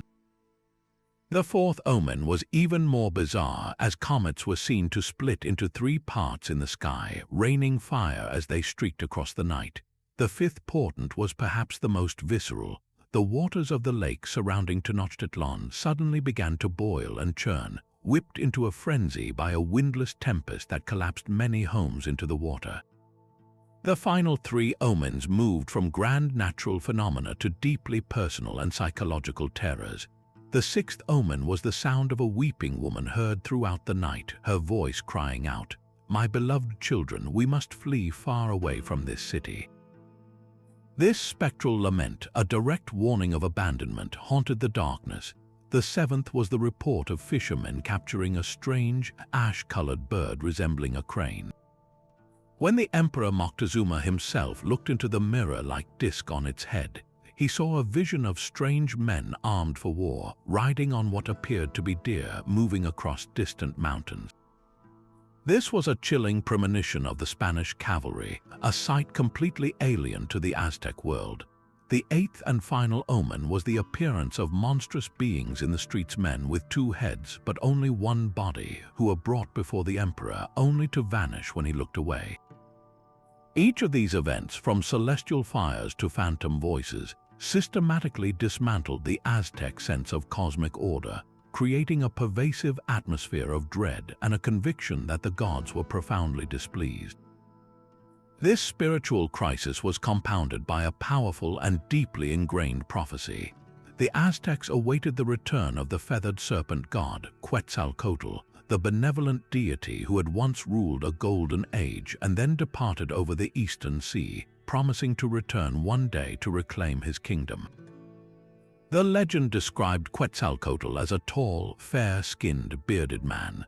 When reports reached Moctezuma's court of pale, bearded strangers arriving from the east on giant water mountains, the Spanish ships wielding thunderous weapons and riding deer, their horses, the psychological impact was devastating. For Moctezuma, a deeply religious man, the correlation was terrifyingly clear. These were not merely foreign invaders, they were the fulfillment of prophecy, perhaps even the returning God himself. This belief paralyzed him. He initially sent emissaries with magnificent gifts for Cortés, not as tributes to a conqueror, but as offerings befitting a deity. This hesitation, born from a fear of provoking divine wrath, proved fatal. It gave Cortés crucial time to forge alliances with the Aztecs, many subject peoples, tribes who had been brutally subjugated and were eager to see their overlords fall. The Spanish conquest, therefore, was not a simple case of European technological superiority defeating a Stone Age culture. It was a perfect storm of military ingenuity, political opportunism, and a profound spiritual subversion from within. When the final, bloody siege of Tenochtitlan commenced, it was not just a battle between 2 armies, but a collision of 2 worlds. The Aztecs fought with immense bravery, but they were also fighting against a narrative of their own inevitable doom, a story written in the comets and temple fires of the preceding decade. Their defeat was absolute and catastrophic. Their magnificent city was razed, their temples were torn down, and their population was decimated by warfare and the unseen horror of European diseases like smallpox, to which they had no immunity. In the aftermath, the surviving Aztec chroniclers, writing under Spanish rule, framed these events through their own cultural lens. The 8 omens and the return of Quetzalcoatl were woven together into a single, coherent story. The conquest was not merely a historical event, it was a form of divine retribution. For some, it was the wrath of the old gods punishing the Aztecs for some unknown failure in their ritual duties. For others, it was the cyclical end of the 5th sun, a cosmic inevitability that their own prophecies had long foretold. This interpretation provided a way to make sense of an unimaginable catastrophe, transforming a military defeat into a preordained cosmic punishment. It is a story that powerfully illustrates how history is not just shaped by swords and germs, but by the stories we tell ourselves, and how a civilization can be conquered not only from the outside, but from within its own deepest beliefs. But the story of Midas does not end with his liberation from the Golden Curse. In a later myth, we find the king embroiled in a musical contest between the god Apollo and the satyr Marsyas. When the foolish Midas dared to declare that the rustic pipes of Marsyas created a more beautiful sound than the divine lyre of Apollo, the sun god's wrath was swift and precise. As punishment for his poor judgment and lack of taste, Apollo transformed the king's ears into those of a donkey. This was a humiliation of a different kind, a public and enduring mark of his foolishness. Desperate to hide his shame, Midas took to wearing a large Phrygian cap to conceal his long ass's ears. The only person he trusted with the secret was his barber, whom he swore to silence. The barber, burdened by the tremendous secret and unable to speak of it, could hold it in no longer. He went out into a meadow, dug a hole in the earth, and whispered into it, "King Midas has ass's ears." He then filled the hole, believing the secret was buried forever. But reeds grew from that very spot, and when the wind passed through them, they rustled and sang the truth for all to hear. King Midas has ass's ears. This second chapter in the king's story reinforces the same fundamental theme. His punishment is not for a crime of malice, but for a flaw of character, first greed, and then a profound lack of discernment. The reeds whispering his secret to the world symbolize an inescapable truth. Folly and vice, no matter how deeply buried, will always find a way to reveal themselves. The myth of Midas in its entirety presents a devastatingly complete portrait of divine retribution. It is not merely about punishing a single wrong wish, but about systematically exposing the hollow soul of a man who values the wrong things. The golden touch revealed the emptiness of wealth, and the donkey ears revealed the emptiness of his judgment. Together, they form one of mythology's most enduring cautionary tales, a timeless warning that the gifts we so desperately seek from the gods may in fact be the very instruments of our own undoing, revealing our deepest flaws for all the world to see. Moving from the whispered secrets of King Midas to the cold, calculated politics of medieval Europe, we arrive at a story where divine retribution was not merely a myth, but a curse spoken from a burning pyre, a curse that an entire nation watched come true. In the early 14th century, no institution in Christendom combined financial power, military might, and religious mystique quite like the Knights Templar. Founded 2 centuries earlier to protect pilgrims traveling to the Holy Land, the order had evolved into the world's first multinational corporation. They were warrior monks sworn to poverty, chastity, and obedience, yet they controlled a vast and sophisticated financial network. Kings and popes banked with them. Their fortresses dotted the landscape from Paris to Jerusalem, and their reputation for incorruptibility made them the trusted treasury of Europe. It was this very power, however, that made them a target for a king who was not just bankrupt but desperate. That king was Philip IV of France, known to history as Philip the Fair for his handsome appearance, a trait that masked a cold, ruthless, and avaricious nature.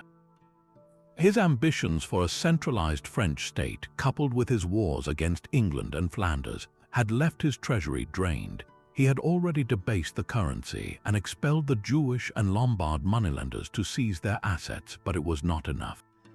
His largest creditor was the Knights Templar themselves. He owed them a staggering sum, and the order's immense wealth stored in its Paris temple was an irresistible temptation.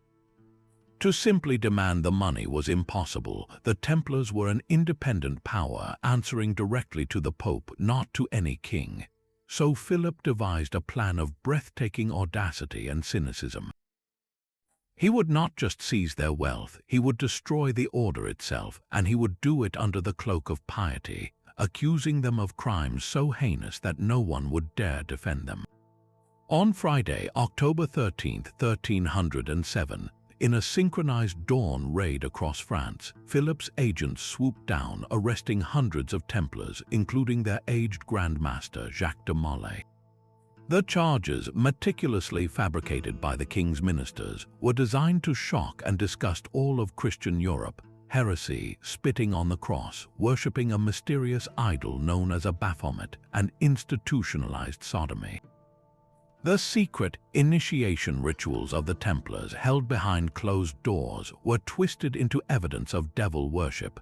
Under the legal systems of the time, confession was the queen of proofs, and Philip was determined to get his confessions.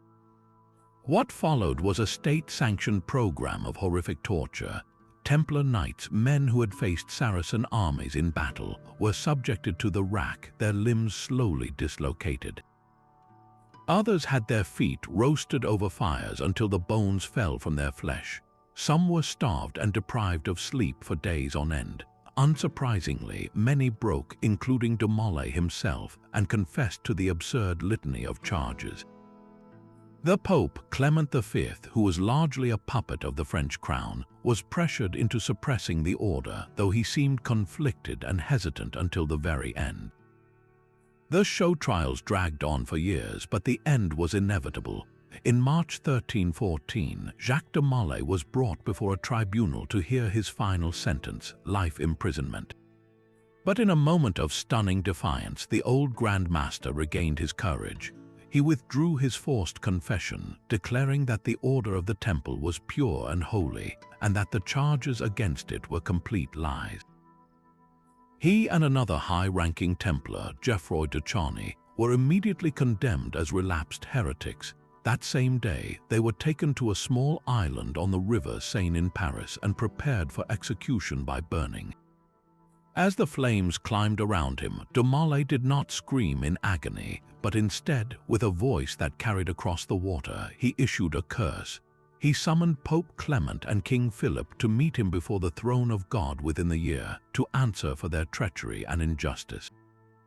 The crowd, which had gathered to witness the death of a heretic, was left in a stunned and uneasy silence. This was not the cry of a defeated man, but the prophecy of a martyr. The speed with which this curse was fulfilled sent a shockwave of superstitious terror throughout Europe. Pope Clement V, who had sanctioned the suppression of the Templars, died just 1 month later of a sudden and painful illness that was widely rumored to be dysentery, a humiliating and undignified end. Then, before the year was out, in November 1314, King Philip the Fair, still in the prime of his life at 46, died following a hunting accident. The official cause was a stroke, but contemporary chroniclers and the public at large saw the direct hand of God. 2 of the 3 men de Molay had called to judgment were dead within months of his execution. To the medieval mind, this was not a coincidence. It was a textbook case of divine retribution. The king who had destroyed a holy order out of pure greed, and the pope who had allowed it to happen, had been struck down by a higher court. The curse seemed to cling to Philip's bloodline as well. His 3 sons, who successively took the throne as Louis X, Philip V, and Charles IV, all died young without producing a male heir, bringing an end to the powerful Capetian dynasty that had ruled France for over 300 years.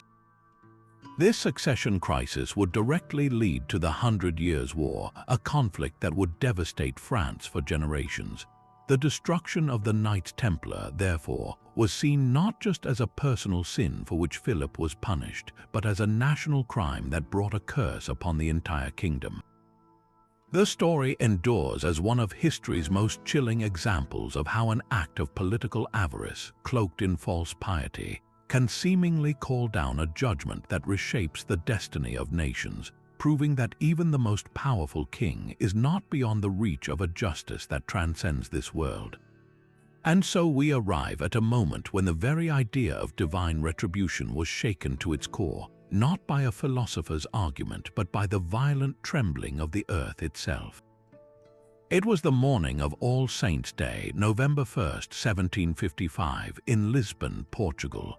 the city was one of the wealthiest and most devoutly Catholic in all of Europe. Its grand churches and cathedrals were packed with worshippers, the air thick with incense and the solemn chants of the Mass, as thousands gathered to honor the saints and the faithful departed. Then, at around 9:30 in the morning, the first tremor struck. It began as a low, subterranean roar, quickly escalating into a violent, rolling convulsion that lasted for several minutes. The massive stone churches, symbols of the city's piety, became death traps. Heavy altars toppled, ornate facades crumbled, and bell towers crashed down upon the congregations below. This was merely the first act of a triple-tiered catastrophe. As survivors staggered into the city's large, open squares like the Praça do Comércio by the river, they believed they had found safety. But it was there that the second horror found them. The earthquake, centered in the Atlantic Ocean, had displaced a colossal volume of water. A series of 3 tsunamis, some waves towering as high as 20 feet, surged up the Tagus River and crashed over the city's waterfront, swallowing the squares where people had gathered and dragging countless souls out to sea. Then came the third and final blow, fire. Overturned candles and kitchen hearths in the ruined city ignited a blaze that raged uncontrollably for 5 days, consuming what the quake and water had left behind. When the cataclysm was over, much of Lisbon was a smoldering ruin of rubble and ash. The death toll was staggering, estimated between 60 and 100,000 people in a city of 275,000. The Lisbon of grand opera houses, bustling docks, and thriving commerce was gone. But the destruction was more than physical. It was a psychological and theological earthquake that would ripple across the entire European Enlightenment. In the immediate aftermath, the instinct to interpret the disaster through the traditional lens of divine punishment was swift and powerful. From the pulpits of surviving churches, fiery preachers declared the city's destruction a clear act of God's wrath. They pointed to Lisbon's wealth, its involvement in the colonial trade, and what they perceived as the moral laxity of its citizens as the reasons for this biblical-scale judgment. The fact that it occurred on All Saints' Day, a holy day of obligation, seemed to underscore the message. God was punishing the city for its hypocrisy, for performing the outward rituals of faith while hiding a sinful heart. This interpretation was a comforting, if terrifying, narrative for many. It provided a reason for the unreasonable, a moral framework for the chaos. It suggested that the universe, however harsh, was governed by a just and attentive God who punished the wicked. Yet this explanation immediately ran into profound and troubling questions. Why would a just God target one of the most staunchly Catholic nations on earth, a bastion of the Inquisition, on its holiest day? Why were the very churches, the sites of the most devout worship, the very buildings that collapsed and killed the faithful in the greatest numbers? The indiscriminate nature of the destruction challenged the core of this belief. The earthquake had not distinguished between the pious nun at prayer in her convent, the repentant sinner in the confessional, and the newborn infant in its cradle. It had killed them all with the same impersonal force. This random devastation forced a crisis of meaning that the simple narrative of retribution could not contain. It was this very paradox that captured the imagination of one of the Enlightenment's most brilliant and caustic minds, Voltaire. The Lisbon earthquake became the catalyst for his furious assault on the prevailing philosophical optimism of his age, most famously associated with the German thinker Gottfried Wilhelm Leibniz. Leibniz had argued that our world, despite its apparent evils, was the best of all possible worlds, created by a benevolent and all-powerful God who had perfectly balanced all goods and evils. This philosophy was popularized by Alexander Pope's line in his essay on man, "Whatever is right." To Voltaire, standing amid the metaphorical rubble of Lisbon, such a notion was not just incorrect, it was morally obscene. In response, he penned his poem on the Lisbon disaster, a work of searing outrage and profound doubt. He wrote scathingly of the optimists, asking how they could possibly look upon Lisbon's shattered children and crushed worshippers and declare that all was for the best in this, the best of all possible worlds. His lines cut to the heart of the theological dilemma. Will you say this is the result of eternal laws / directing the acts of a free and good God? / what crime, what error did these children / crushed and bloody on their mothers' breasts commit? For Voltaire, the earthquake was not evidence of divine justice, but of a cruel and indifferent nature, or worse, an absent or powerless deity. It was an argument for a world governed by blind chance, not benevolent design, and it struck a devastating blow against the comfortable certainties of his time. This intellectual crisis did not go unanswered. Other great thinkers rose to defend the possibility of faith in a world containing such profound evil. The most significant response came from the German philosopher Immanuel Kant, who wrote extensively on the Lisbon earthquake, analyzing it from a scientific perspective and helping to lay the foundations for modern seismology. More importantly, the event forced a major development in the field of theodicy, the branch of theology that seeks to reconcile the existence of an all-powerful, all-good God with the existence of evil and suffering. The most famous pre-earthquake theodicy was Leibniz's, which Voltaire had so thoroughly dismantled. In the quake's wake, new, more nuanced arguments emerged. Some theologians argued for a greater emphasis on human free will and the inherent risks of a natural world operating by stable, physical laws, even if those laws sometimes led to catastrophe. Others suggested that what appeared as evil to limited human perception was part of a greater, inscrutable divine plan whose goodness we could not fully comprehend. This was not about God punishing Lisbon, but about a creation that had its own, sometimes tragic, integrity. Ultimately, the story of the Great Lisbon Earthquake marks a pivotal turning point in Western thought. It represents the moment when the ancient, straightforward model of divine retribution, where disaster is a direct punishment for sin, began to fracture under the weight of empirical observation and philosophical scrutiny. It forced a separation between the physical workings of nature and the moral judgments of the divine, pushing Europe toward a more secular and scientific understanding of the world. The earthquake did not destroy faith, but it forever changed its character, compelling it to confront the problem of innocent suffering in a way it never had to before. The ruins of Lisbon became the birthplace of modern skepticism and a more complex, often more troubled, relationship with the divine, a relationship where the question was no longer, what did we do to deserve this? But the far more haunting and enduring question, if God is good, why does this happen at all?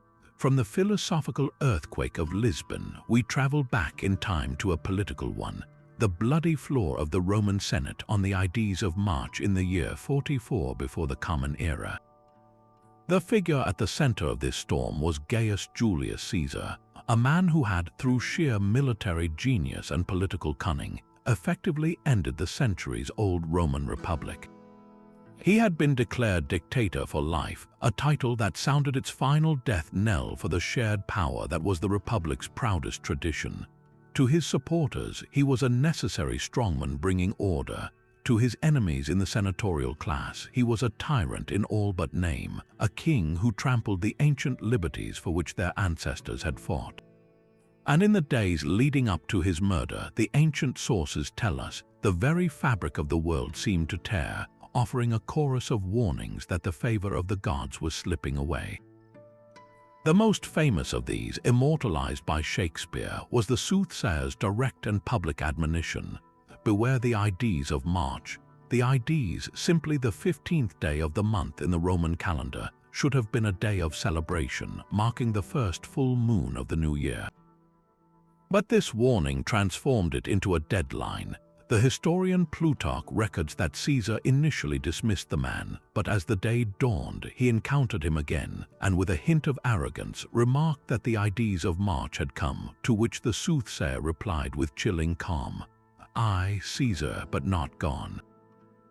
The supernatural unease was not confined to a single prophet. Caesar's own wife, Calpurnia, was struck by a visceral, terrifying nightmare. She dreamt that the pediment, the ornamental top of their house, was collapsing, and that she was holding her murdered husband, bleeding, in her arms. She awoke in a panic, pleading with him not to go to the Senate that day. Her fears were given weight by other disturbing signs. The night before, the door of Caesar's bedroom flew open of its own accord. The sacrifices performed by the priests, the haruspices, were repeatedly and ominously unfavorable. When an animal was sacrificed, its entrails were examined for signs from the gods, and on that morning the victim was found to have no heart, a horrific omen suggesting a void where life and divine favor should be. To the Roman mind, these were not mere superstitions. They were critical data points in a cosmic dialogue. The Pax Deorum, the sacred peace with the gods, was maintained through ritual and respect for tradition. Caesar's accumulation of personal power, his acceptance of unprecedented honors, his placement of his own statue among those of the ancient kings, all of this was seen as a profound affront to that divine order. The gods were sending a clear signal that they were withdrawing their protection, that the man who had placed himself above the Republic was now standing outside the circle of their blessing. Despite these warnings, Caesar was ultimately persuaded to go. Decimus Brutus, one of the conspirators, mocked Calpurnia's fears and urged Caesar not to appear weak by listening to his wife's dreams. As he walked toward the theater of Pompeii, where the Senate was meeting, a man named Artemidorus reportedly pressed a scroll into his hand, detailing the entire conspiracy and naming the assassins. Caesar, overwhelmed by petitions from other citizens, never read it. He took his seat in the Curia, and the group of senators, led by Marcus Brutus and Gaius Cassius, gathered around him under the pretext of presenting a petition. Then the daggers were drawn. The attack was a frenzied, chaotic melee. According to the historian Suetonius, when Caesar saw Marcus Brutus among his attackers, he gasped his famous last words, not the Shakespearean Latin, et tu, brute, but the Greek kai su teknon, you too, my child. It was an expression of the ultimate betrayal, for Brutus was not just a fellow senator. He was widely believed to be Caesar's own illegitimate son, a man he had treated with great favor. In that moment, the personal and political collapse became one. The conspirators, who called themselves the liberators, believed they were not committing a murder but performing a holy act of tyrannicide, sacrificing one man to save the soul of the Republic. They immediately proclaimed that liberty had been restored, expecting the people of Rome to hail them as heroes. But the people's reaction was not what they had anticipated.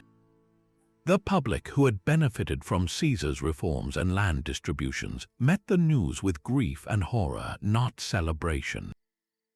The assassination, far from restoring the old Republic, plunged Rome into another decade and a half of civil war, a conflict that would finally end with the very thing the conspirators had feared most: the establishment of a permanent imperial dynasty under Caesar's adopted heir, Octavian, who would become Augustus.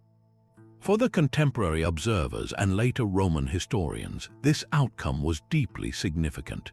The fact that the liberators' act led directly to the empire they sought to prevent was seen as a form of cosmic irony, a divine judgment on their own methods. The gods had not sanctioned their bloody deed after all.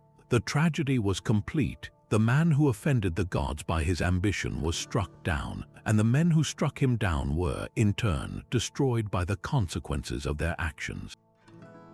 It was a cycle of retribution that satisfied no one and saved nothing, a stark lesson in the unintended consequences of acting in the name of fate. It is through the lens of William Shakespeare, however, that this complex historical and theological event was crystallized into one of the most powerful narratives of fate and retribution in the Western canon. In his play Julius Caesar, Shakespeare takes the historical omens and amplifies them into a symphony of impending doom. He gives Calpurnia her hauntingly poetic lines: "When beggars die, there are no comets seen. the heavens themselves blaze forth the death of princes. He populates the night before the assassination with fantastical portents, a lioness whelping in the streets, graves yielding up their dead, and fiery warriors fighting in the clouds. These embellishments were not just for dramatic effect, they served to frame the assassination as a world historical event, a moment when the natural order was so disrupted that it screamed its warning across the sky. Shakespeare's genius was to internalize this cosmic struggle within Brutus himself, turning him into a tragic hero torn between his love for Caesar and his greater love for Rome. The playwright gives us the iconic moment on the steps of the Capitol where Caesar, seeing the soothsayer again, declares, "He is a dreamer, let us leave him." Pass, that single line, that choice to pass by the warning, becomes the moment his fate is sealed. In the Shakespearean interpretation, Caesar's greatest flaw is his hubristic belief that he is immune to the warnings of men and gods alike, a fixed star in the firmament of fortune. His murder, then, becomes a necessary, if tragic, reset of the cosmic balance, a brutal act of justice demanded by the universe itself to humble the man who would be king. This dramatic retelling has forever shaped our understanding of the event, transforming a messy political murder into a timeless morality play about ambition, fate, and the price of power. Sometimes the most chilling stories are not about grand empires or famous rulers, but about ordinary people who vanish from the face of the earth without a trace, leaving behind a perfect, silent enigma. This brings us to the deep blue expanse of the Atlantic Ocean in December 1872, and the single most famous maritime mystery of all time, the ghost ship Mary Celeste. The scene discovered by the crew of the British brig Dei Gratia was one of profound and unsettling normalcy. The Mary Celeste was under full sail, drifting gently about 400 miles off the coast of the Azores. Her hull was seaworthy, her cargo of industrial alcohol was largely intact, and there was a 6-month supply of food and fresh water in the hold. The crew's personal belongings were still in their quarters, and on the captain's desk, the ship's logbook was open, with the final entry dated 10 days prior, noting nothing more alarming than rough weather. It was, by all appearances, a ship that had simply been walked away from in the middle of a routine voyage. The only things missing were the lifeboat, the ship's chronometer and navigation sextant, and the 10 people who had been on board: Captain Benjamin Briggs, his wife, their 2-year-old daughter, and a crew of 7 experienced seamen. They were never seen or heard from again. The official inquiry could find no clear cause, and in the absence of a logical explanation, the human imagination rushed in to fill the void, weaving a tapestry of theories that ranged from the plausible to the outright paranormal. The rational explanations are numerous and, in many cases, compellingly scientific. The most widely accepted theory involves the nature of the ship's cargo: 1,701 barrels of denatured alcohol. If some of the barrels had leaked, the fumes could have built up in the hold, creating a volatile atmosphere. Perhaps the captain, fearing an imminent and catastrophic explosion, made the drastic but calculated decision to evacuate everyone into the single lifeboat. They would have tied a strong rope, a tow line, to the Mary Celeste, intending to follow at a safe distance until the danger passed. Then, a sudden squall or a sharp gust of wind could have snapped the line, or the ship might have unexpectedly picked up speed, leaving the small, overloaded lifeboat adrift in the open ocean to face its doom. Another theory points to a localized seaquake or a waterspout that could have caused the ship to shudder violently, leading the crew to believe she was taking on water and prompting a panicked, premature abandonment. There is even a hypothesis centered on a faulty bilge pump, which might have given a false reading of catastrophic flooding. These are all logical scenarios that explain how a competent captain could have made a fatal error in judgment, a momentary decision based on imperfect information that sealed the fate of everyone on board. Yet for many, these rational theories have never been enough to dispel the deep, supernatural unease that clings to the name Mary Celeste. This is partly because the ship seemed to carry a shadow with her long before her final voyage. Originally named the Amazon, her history was marked by a string of misfortunes. Her first captain died shortly after taking command. On her maiden voyage, she struck a fishing weir and was damaged. She collided with another vessel in the English Channel, and she changed hands numerous times, a sign that previous owners were perhaps eager to be rid of her. To the superstitious minds of 19th-century sailors, this was not a series of coincidences. It was the mark of a hoodoo, or a jinxed vessel. In the world of the sea, where men lived at the mercy of elements they could not control, the idea of a cursed ship was a powerful and frightening reality. This pre-existing reputation made the crew's bizarre disappearance feel less like an accident and more like the culmination of a dark destiny. The Mary Celeste was not just a ship that suffered a misfortune. She was a ship that brought misfortune, and her final, ghostly voyage was seen by some as her ultimate act of evil. It is from this fertile ground of superstition that the more dramatic theories of divine or supernatural retribution grew. If the ship itself was cursed, what about the people on it? Perhaps, the speculation went, the crew had committed some terrible, unknown sin during the voyage. Maybe there was a mutiny that turned deadly, with the mutineers themselves then perishing in the lifeboat. Or perhaps they had offended God through some act of blasphemy or moral transgression, and were subsequently wiped from the deck by a divine hand as a punishment. Their bodies vanished into the deep as a clear sign of judgment. The very perfection of the abandoned ship fed this narrative. It was too clean, too orderly. There was no sign of a struggle, no evidence of violence, no hastily scrawled final message of distress. This eerie tranquility suggested a force that operated not with the chaos of nature, but with the swift, silent, and absolute efficiency of the supernatural. The story was sensationalized in the press and later in popular fiction, most famously by a young Arthur Conan Doyle, who penned a wildly inaccurate short story that featured phantoms, murder, and a last, unfinished entry in the logbook written in a ghostly hand. While pure fiction, these tales cemented the Mary Celeste in the public consciousness not as a maritime tragedy, but as a ghost story, a floating tombstone for a crew who met a fate so strange and sinister that it could only be explained by a cosmic intervention. The enduring power of the Mary Celeste mystery, therefore, lies not in solving it, but in what it reveals about ourselves. It is a perfect case study of how the human mind, when confronted with an event that defies all logical understanding, instinctively reaches for a cosmic or moral explanation. A simple, tragic accident born from a chain of bad luck and human error is somehow less satisfying than a narrative infused with meaning, even if that meaning is terrifying. The idea that the crew was punished for a transgression, or that the ship itself was an agent of doom, provides a framework of cause and effect that a random, senseless tragedy does not. It transforms a bewildering event into a cautionary tale, a reminder that the vast, impersonal sea might also be a realm of ancient justice, where hubris, sin, or simply boarding an unlucky vessel can call down a retribution that leaves no witnesses, only a silent, drifting ship to haunt our imagination forever.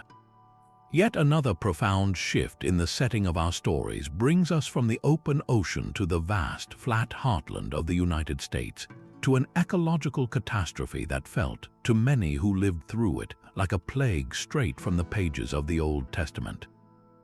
Imagine a sky that turns black at noon, not with rain clouds, but with a churning, suffocating tide of topsoil.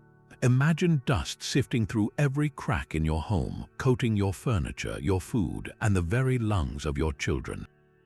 This was the daily reality for millions of Americans during the 1930s, a period known as the Dust Bowl. While modern science explains it as a perfect storm of severe drought and disastrous agricultural practices, for those caught in its wrath, it was widely interpreted as something far more terrifying.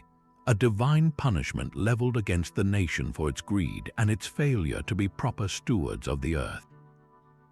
To understand the roots of this disaster, we need to look back to the decades that preceded it. The Great Plains, a region once known as the Great American Desert, was transformed by a wave of homesteaders and ambitious farmers. Driven by high wheat prices during the First World War and aided by new, powerful gasoline-powered tractors, they embarked on a massive ecological transformation. They tore up the ancient, deep-rooted native prairie grasses that had held the soil in place for millennia. These grasses were the land's anchor, a complex web of life that retained moisture and protected the delicate topsoil from the region's fierce winds. In their place, farmers planted millions of acres of wheat, a shallow-rooted annual crop that left the ground vulnerable once it was harvested. This was known as the Great Plow-Up, a breathtakingly rapid conquest of nature fueled by optimism and the promise of profit.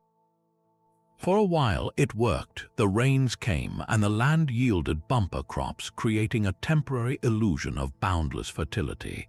This period of aggressive expansion and speculation mirrored the excesses of the Roaring Twenties, a national mood of seemingly limitless prosperity and a belief that the land itself was an inexhaustible resource to be exploited. Then the climate cycle turned. In the early 1930s, a prolonged and severe drought settled over the plains. The rains simply stopped. The wheat withered and died, and with the protective grass long gone, there was nothing left to hold the soil down. The winds, which had always swept across the flat landscape, now had billions of tons of dry, pulverized earth to lift into the atmosphere. This gave birth to the phenomenon that defined the era, the black blizzards. These were not mere dust storms. They were colossal, moving mountains of dirt, some rising thousands of feet into the air and sweeping across the land at high speeds. They could blot out the sun for days, turning day into an eerie brown twilight. The dust was so fine it infiltrated everything. It created static electricity that made car engines stall and caused people to receive shocks from a simple handshake. The most devastating of these storms, like the one on April 14, 1935, a day remembered as Black Sunday, struck with such fury that witnesses described being unable to see their own hand in front of their face. Birds fell dead from the sky, suffocated. Cattle, their stomachs filled with mud from trying to graze on dust-caked grass, died by the thousands.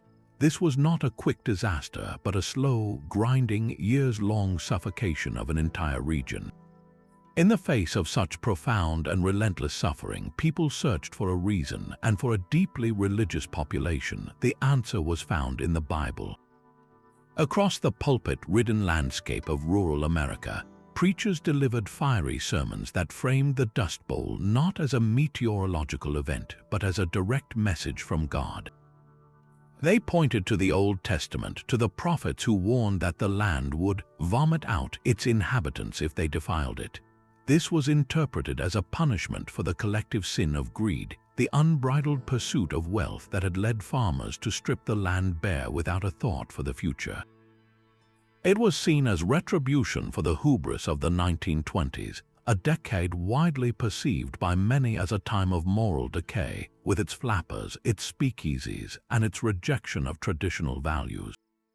The drought and the dust were God's way of humbling a nation that had grown too proud, too materialistic, and too disconnected from its role as a caretaker of God's creation.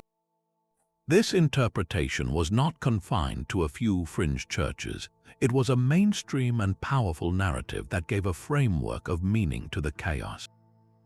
It transformed the disaster from a random act of nature into a moral lesson, a call for national repentance and a return to righteousness.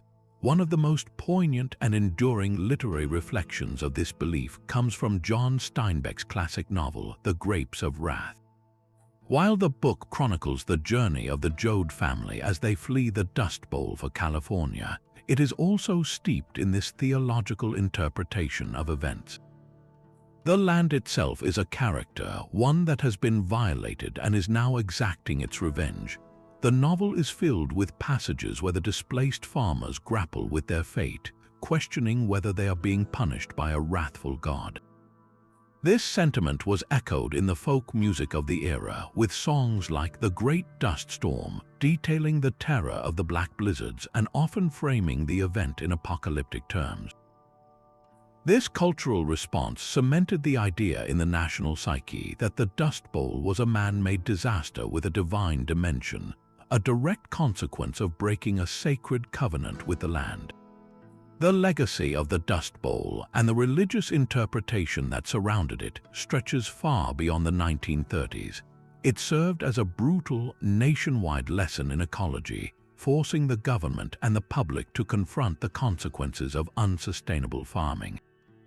It led to the creation of the Soil Conservation Service and a new scientific understanding of land management, including practices like crop rotation, terracing, and the replanting of grasslands. Yet, the idea that environmental catastrophe can be a form of cosmic justice has never truly left us. In our modern era of climate change, with its intensifying hurricanes, devastating wildfires, and rising sea levels, we see a similar narrative playing out. While the scientific consensus is clear about the human causes of global warming, there are still voices, from pulpits to public discourse, who frame these disasters as divine warnings or punishments for societal sins. The story of the Dust Bowl stands as a powerful historical precedent for this line of thinking. It reminds us that the relationship between humanity and the environment has always been more than just a physical one. It is also a moral and spiritual relationship. The belief that we are stewards of the earth and that failing in that duty can invite a form of retribution, whether from a higher power or simply from the unforgiving laws of nature itself, is a theme that resonates as strongly today as it did in those dust-choked fields nearly a century ago. And so we return to where our journey began, not with a slow decay or a distant prophecy, but with a single, terrifying night where divine judgment arrived with the swiftness of a lightning strike. The story of King Belshazzar's feast, immortalized in the Book of Daniel, is perhaps the most concentrated and dramatic example of retribution in all of ancient literature. It is a tale where the crime, the verdict, and the execution all occur within the span of a few hours, a narrative so perfectly structured it feels less like history and more like a cosmic morality play. The setting is the height of the Babylonian Empire, a civilization of unparalleled wealth and power. The great King Nebuchadnezzar, who we encountered earlier in his period of bestial madness, has passed from the scene. Now his successor, Belshazzar, holds a lavish feast for 1,000 of his nobles. The air is thick with the smells of roasted meats and spiced wine, the sounds of laughter and music echoing through the grand palace. But this is no ordinary celebration. In an act of profound and calculated sacrilege, Belshazzar commands that the sacred gold and silver vessels, plundered by Nebuchadnezzar from the temple in Jerusalem, be brought forth. These were not mere trophies of war. To the Jewish people, they were the holiest of objects consecrated solely for the worship of their God. Now they are filled with wine, passed from hand to hand by drunken nobles who use them to toast their own idols, their own power, their own invincibility. It is the ultimate act of arrogance, a deliberate defilement meant to demonstrate that Babylon's gods and Babylon's king were superior to the deity of a conquered and exiled people. It is at this precise moment of peak hubris that the supernatural intervenes. Without warning, the fingers of a human hand appear and begin writing on the plaster wall of the royal palace, illuminated by the light of the lampstand. The scene is one of instant, paralyzing terror. The king's boisterous laughter catches in his throat, his face turns pale, his limbs give way, and his knees knock together in uncontrollable fear. He cries out for his wise men, the enchanters, the Chaldeans, the astrologers promising royal purple, a chain of gold, and the rank of third highest ruler in the kingdom to anyone who can read the writing and interpret its meaning. But the wisdom of Babylon fails utterly. The greatest minds of the empire are baffled by the cryptic script. They cannot even read the words, let alone understand them. The party has been utterly silenced, replaced by a chilling dread.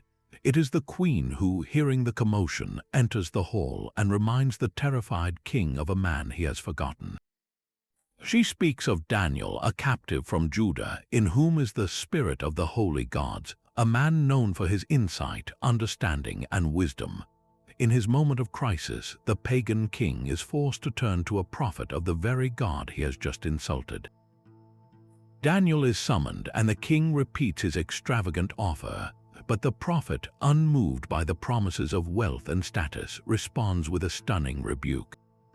He refuses the gifts and instead delivers a searing sermon, recounting the history of Belshazzar's own father, Nebuchadnezzar.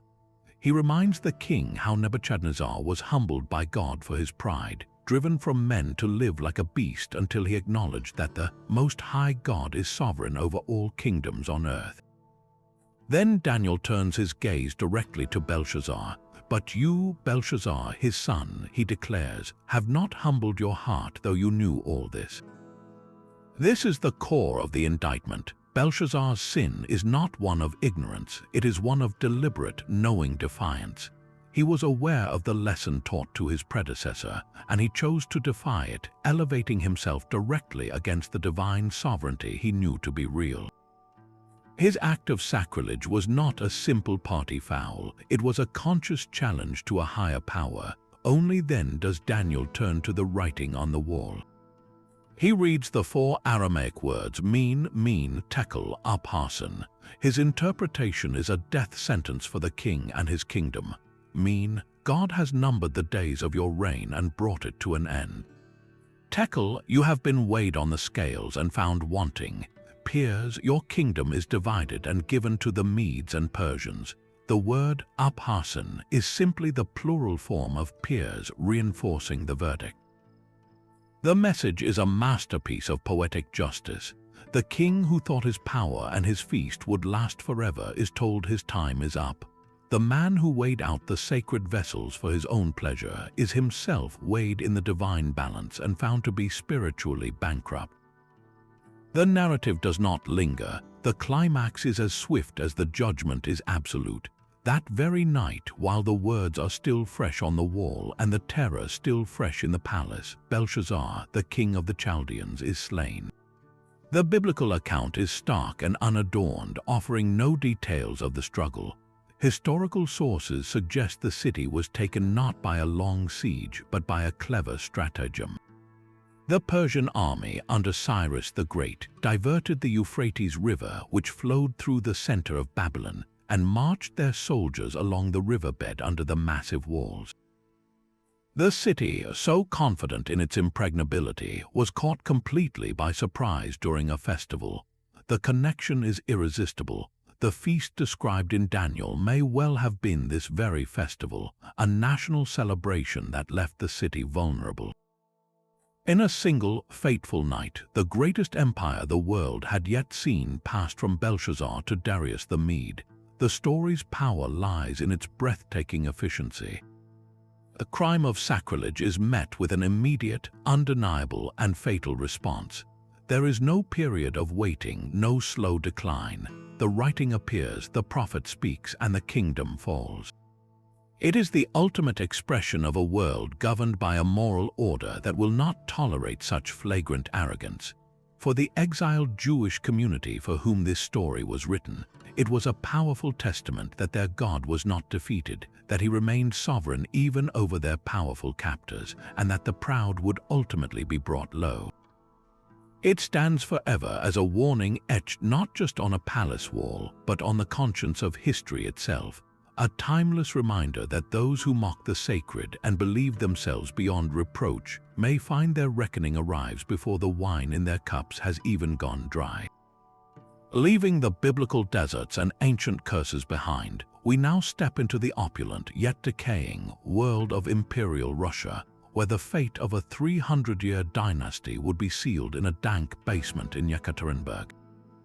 The story of the Romanovs is not merely one of political revolution, but a powerful historical narrative deeply infused with themes of hubris, perceived corruption, and a final, brutal act that many saw as a long overdue cosmic reckoning. For centuries, the Tsars of Russia ruled as absolute autocrats, their power believed to be divinely ordained. They wielded absolute control over a vast empire, living in unimaginable splendor within palaces like the Winter Palace in St. Petersburg, while the vast majority of their subjects, the peasants, or mujiks, endured crushing poverty, landlessness, and a feudal existence that had barely changed for generations. This glaring disconnect between the glittering court and the suffering populace created a pressure cooker of resentment, a sense that the scales of justice were wildly unbalanced. When the collapse finally came, it was so total and so bloody that it was interpreted by many, both then and now, as a form of divine retribution for the sins of the entire autocratic system, a judgment delivered not by a heavenly hand, but by the grim machinery of revolutionary justice. Central to this narrative of downfall is one of history's most enigmatic and sinister figures, Grigory Rasputin. This Siberian peasant, who presented himself as a holy man and mystic, managed to achieve an unthinkable level of influence at the very heart of the Romanov court. His entry was granted through desperation. The Tsar and Tsarina's only son and heir, Alexei, suffered from hemophilia, a condition where the slightest bump or bruise could lead to fatal internal bleeding.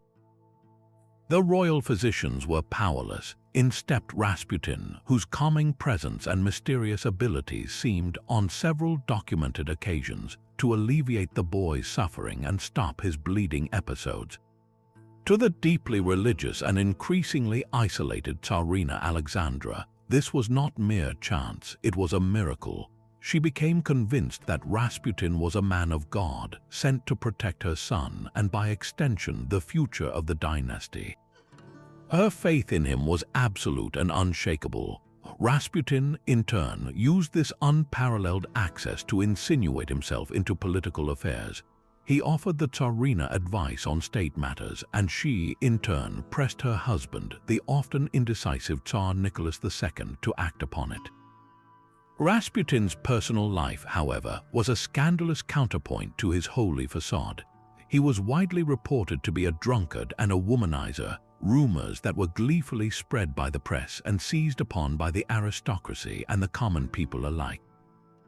The image of this debauched peasant whispering in the ear of the Tsarina, while the Tsar was away commanding Russia's faltering armies in the First World War, created a powerful and damaging perception.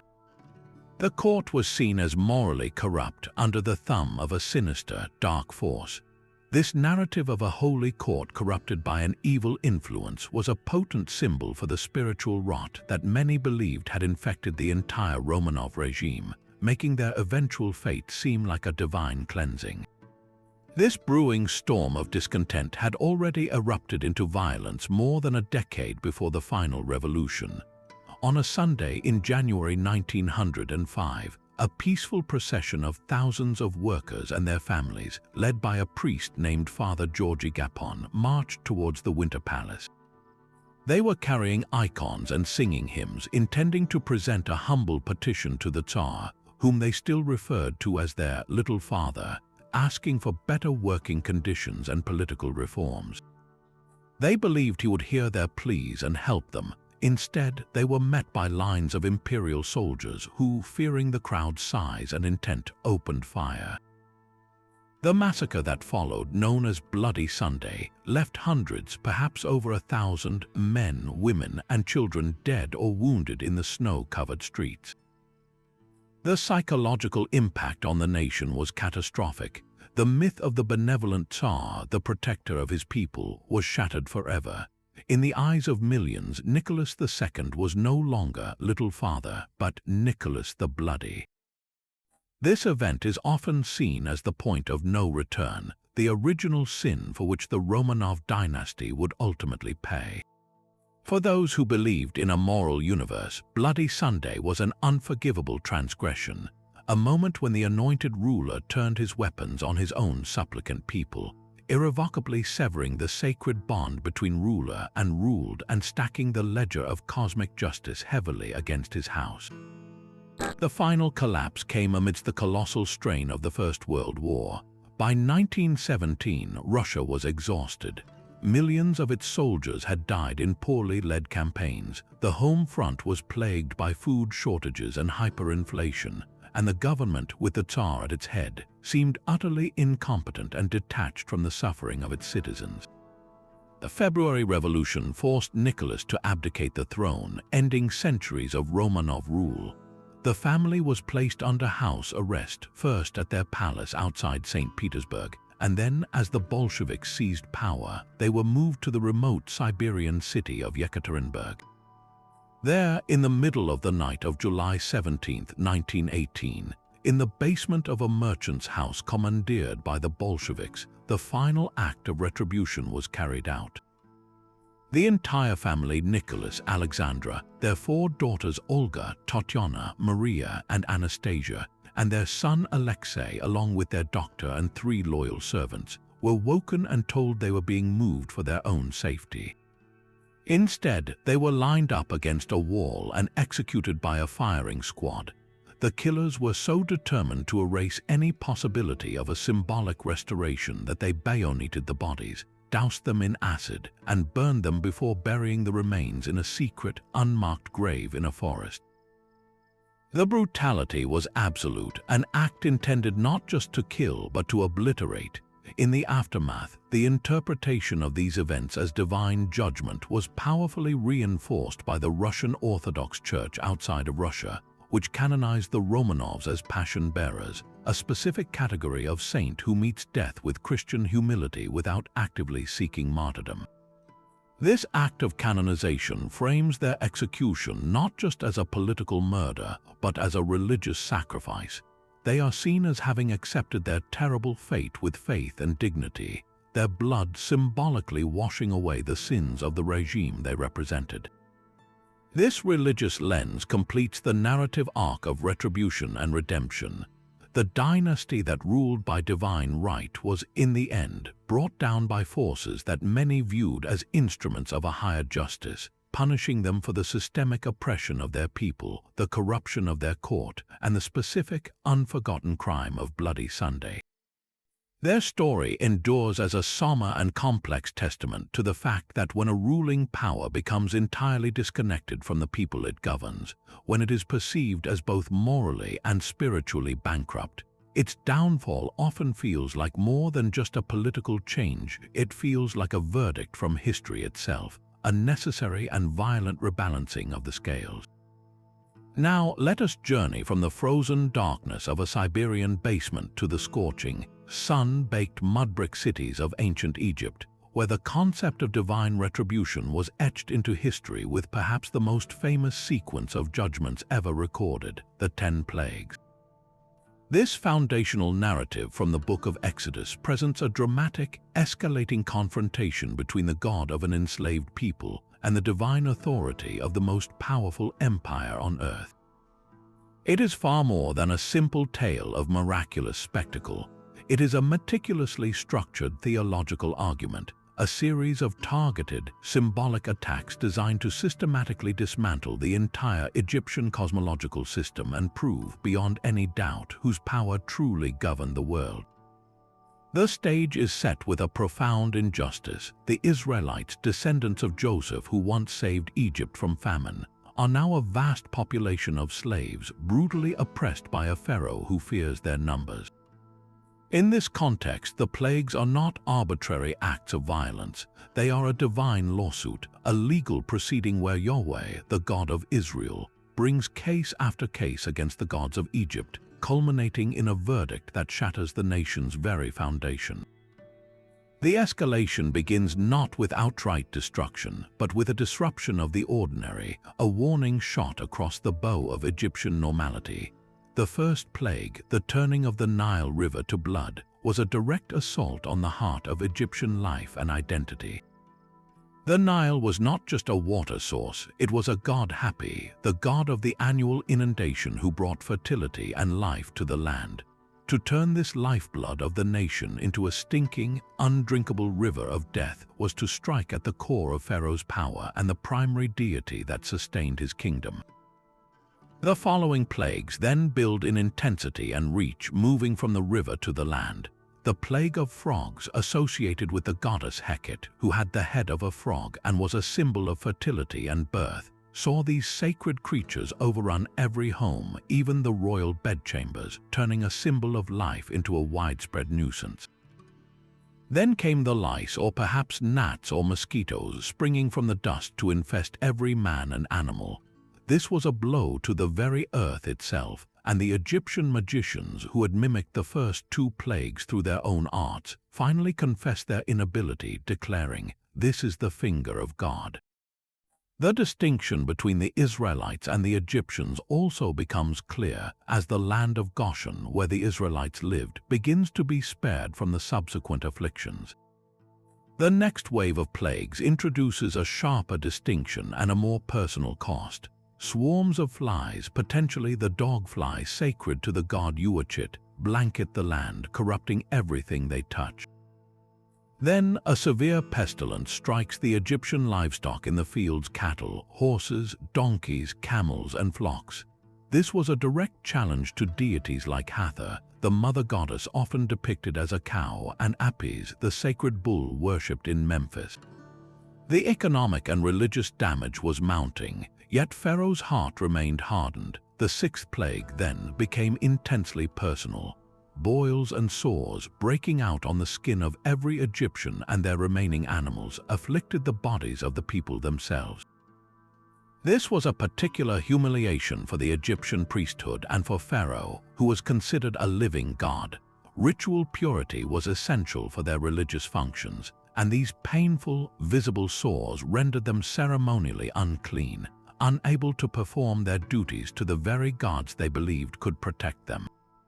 The final four plagues escalate into a realm of undeniable cosmic power, demonstrating control over forces that the Egyptians believed were governed by their most potent deities.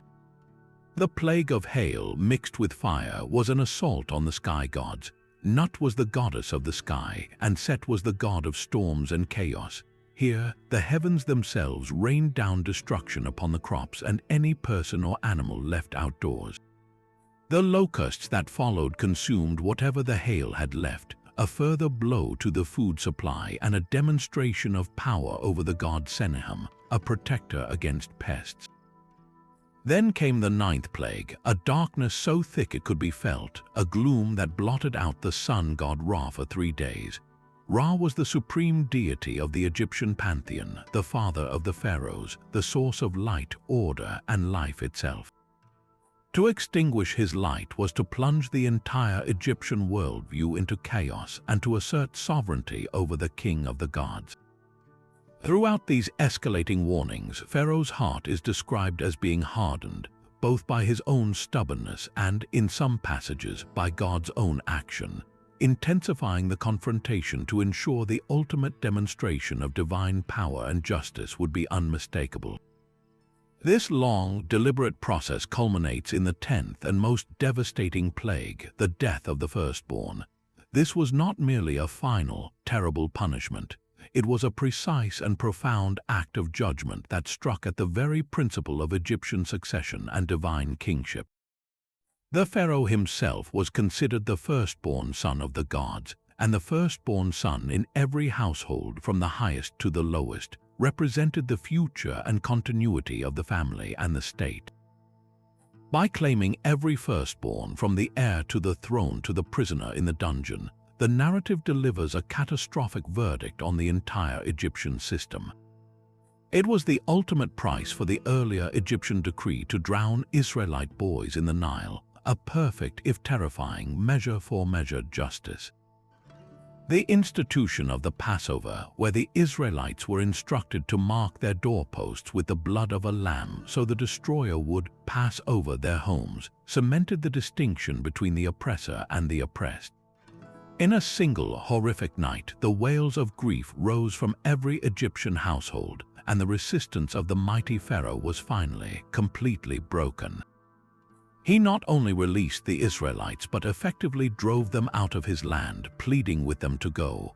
The story of the 10 plagues established a powerful and enduring template for the concept of divine retribution. It presents a deity who is not distant or indifferent, but one who actively intervenes in history on behalf of the persecuted and the enslaved. The plagues are not random acts of terror. They are a calculated, symbolic, and escalating series of judgments designed to break the will of an oppressor by systematically dismantling the ideological and religious foundations of his power. This narrative has resonated for millennia because it speaks to a deep human longing for a moral universe where injustice, no matter how entrenched or powerful, cannot ultimately stand. It is the ultimate story of the underdog, where the god of a slave people proves mightier than the pantheon of the world's superpower. Furthermore, this story's structure, a sequence of warnings that grow increasingly severe until a final, decisive blow secures liberation, has shaped Western thought about justice, prophecy, and the consequences of unyielding arrogance. It is a foundational pillar in the architecture of our understanding of divine retribution, a dramatic, sweeping epic where the cry of the oppressed is answered not with a whisper, but with a world-shattering demonstration of power aimed squarely at the heart of their oppressors.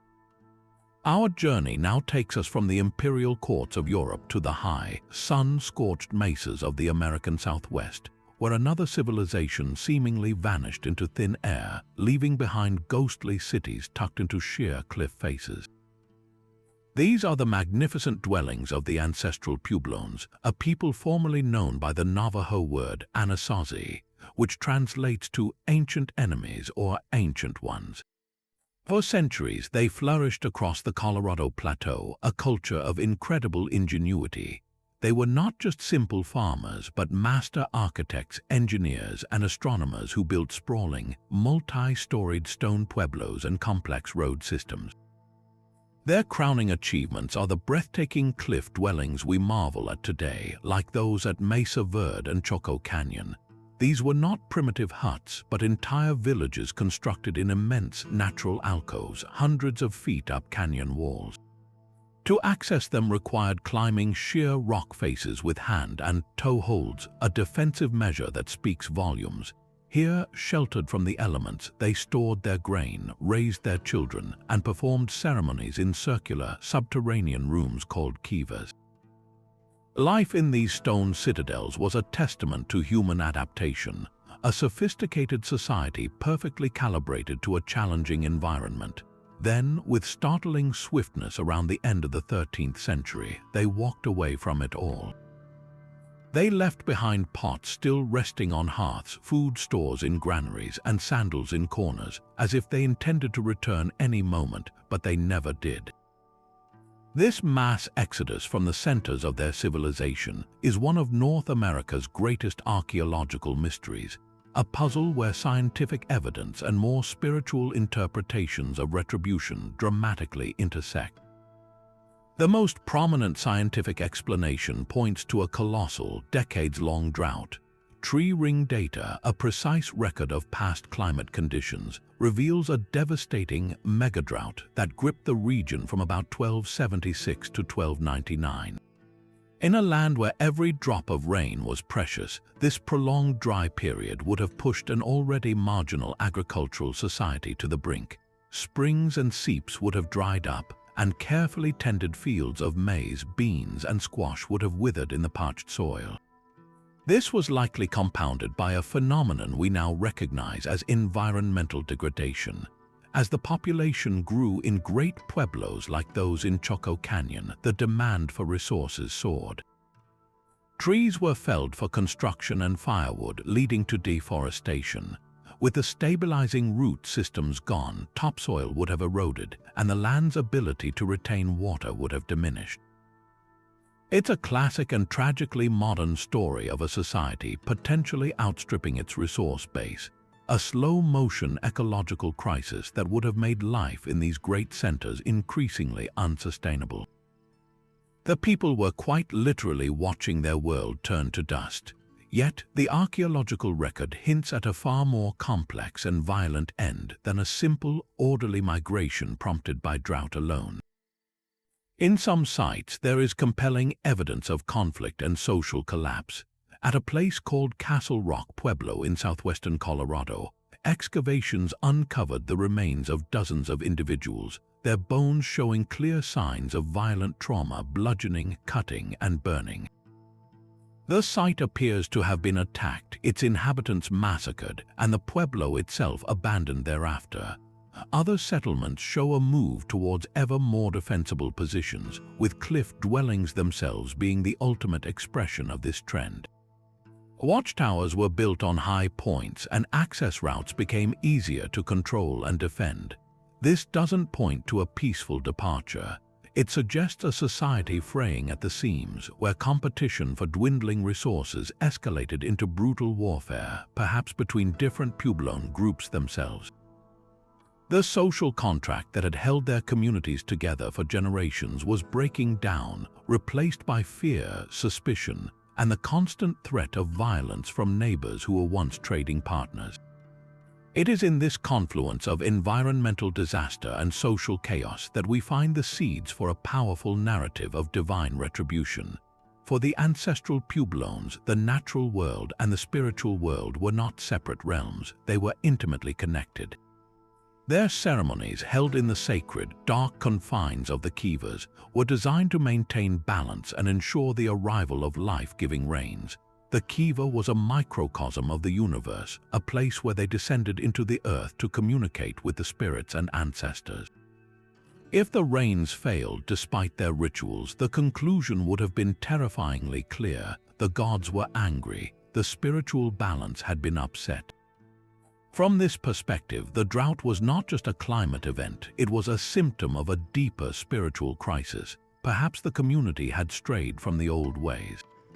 Maybe social divisions, the rise of powerful chieftains, or internal conflicts had created an imbalance that offended the deities. The violence that followed could then be interpreted not just as human warfare, but as a manifestation of this divine displeasure, a punishment raining down upon a people who had lost their spiritual path. The land itself, which had sustained them for centuries, was now rejecting them, and their prayers were going unanswered, a sure sign that they were no longer in harmony with the cosmic order. This interpretation is given even more weight when we consider the profound spiritual significance of the places they abandoned. Chaco Canyon, with its massive great houses and precise astronomical alignments, was likely the cultural and ceremonial heart of the ancestral puebloan world. It was a place of pilgrimage, a center where spiritual power was concentrated. To walk away from Chaco and the other great pueblos was not merely a relocation, it was a spiritual severance. It suggests a catastrophic loss of faith in the very institutions and ceremonies that had defined their civilization. The act of leaving behind precious possessions in these sacred spaces could be seen as a final, desperate offering, or perhaps an acknowledgement that the magic of those places had died. They were turning their backs on the old centers of power, both earthly and divine, seeking a new beginning and hopefully a restoration of that sacred balance elsewhere.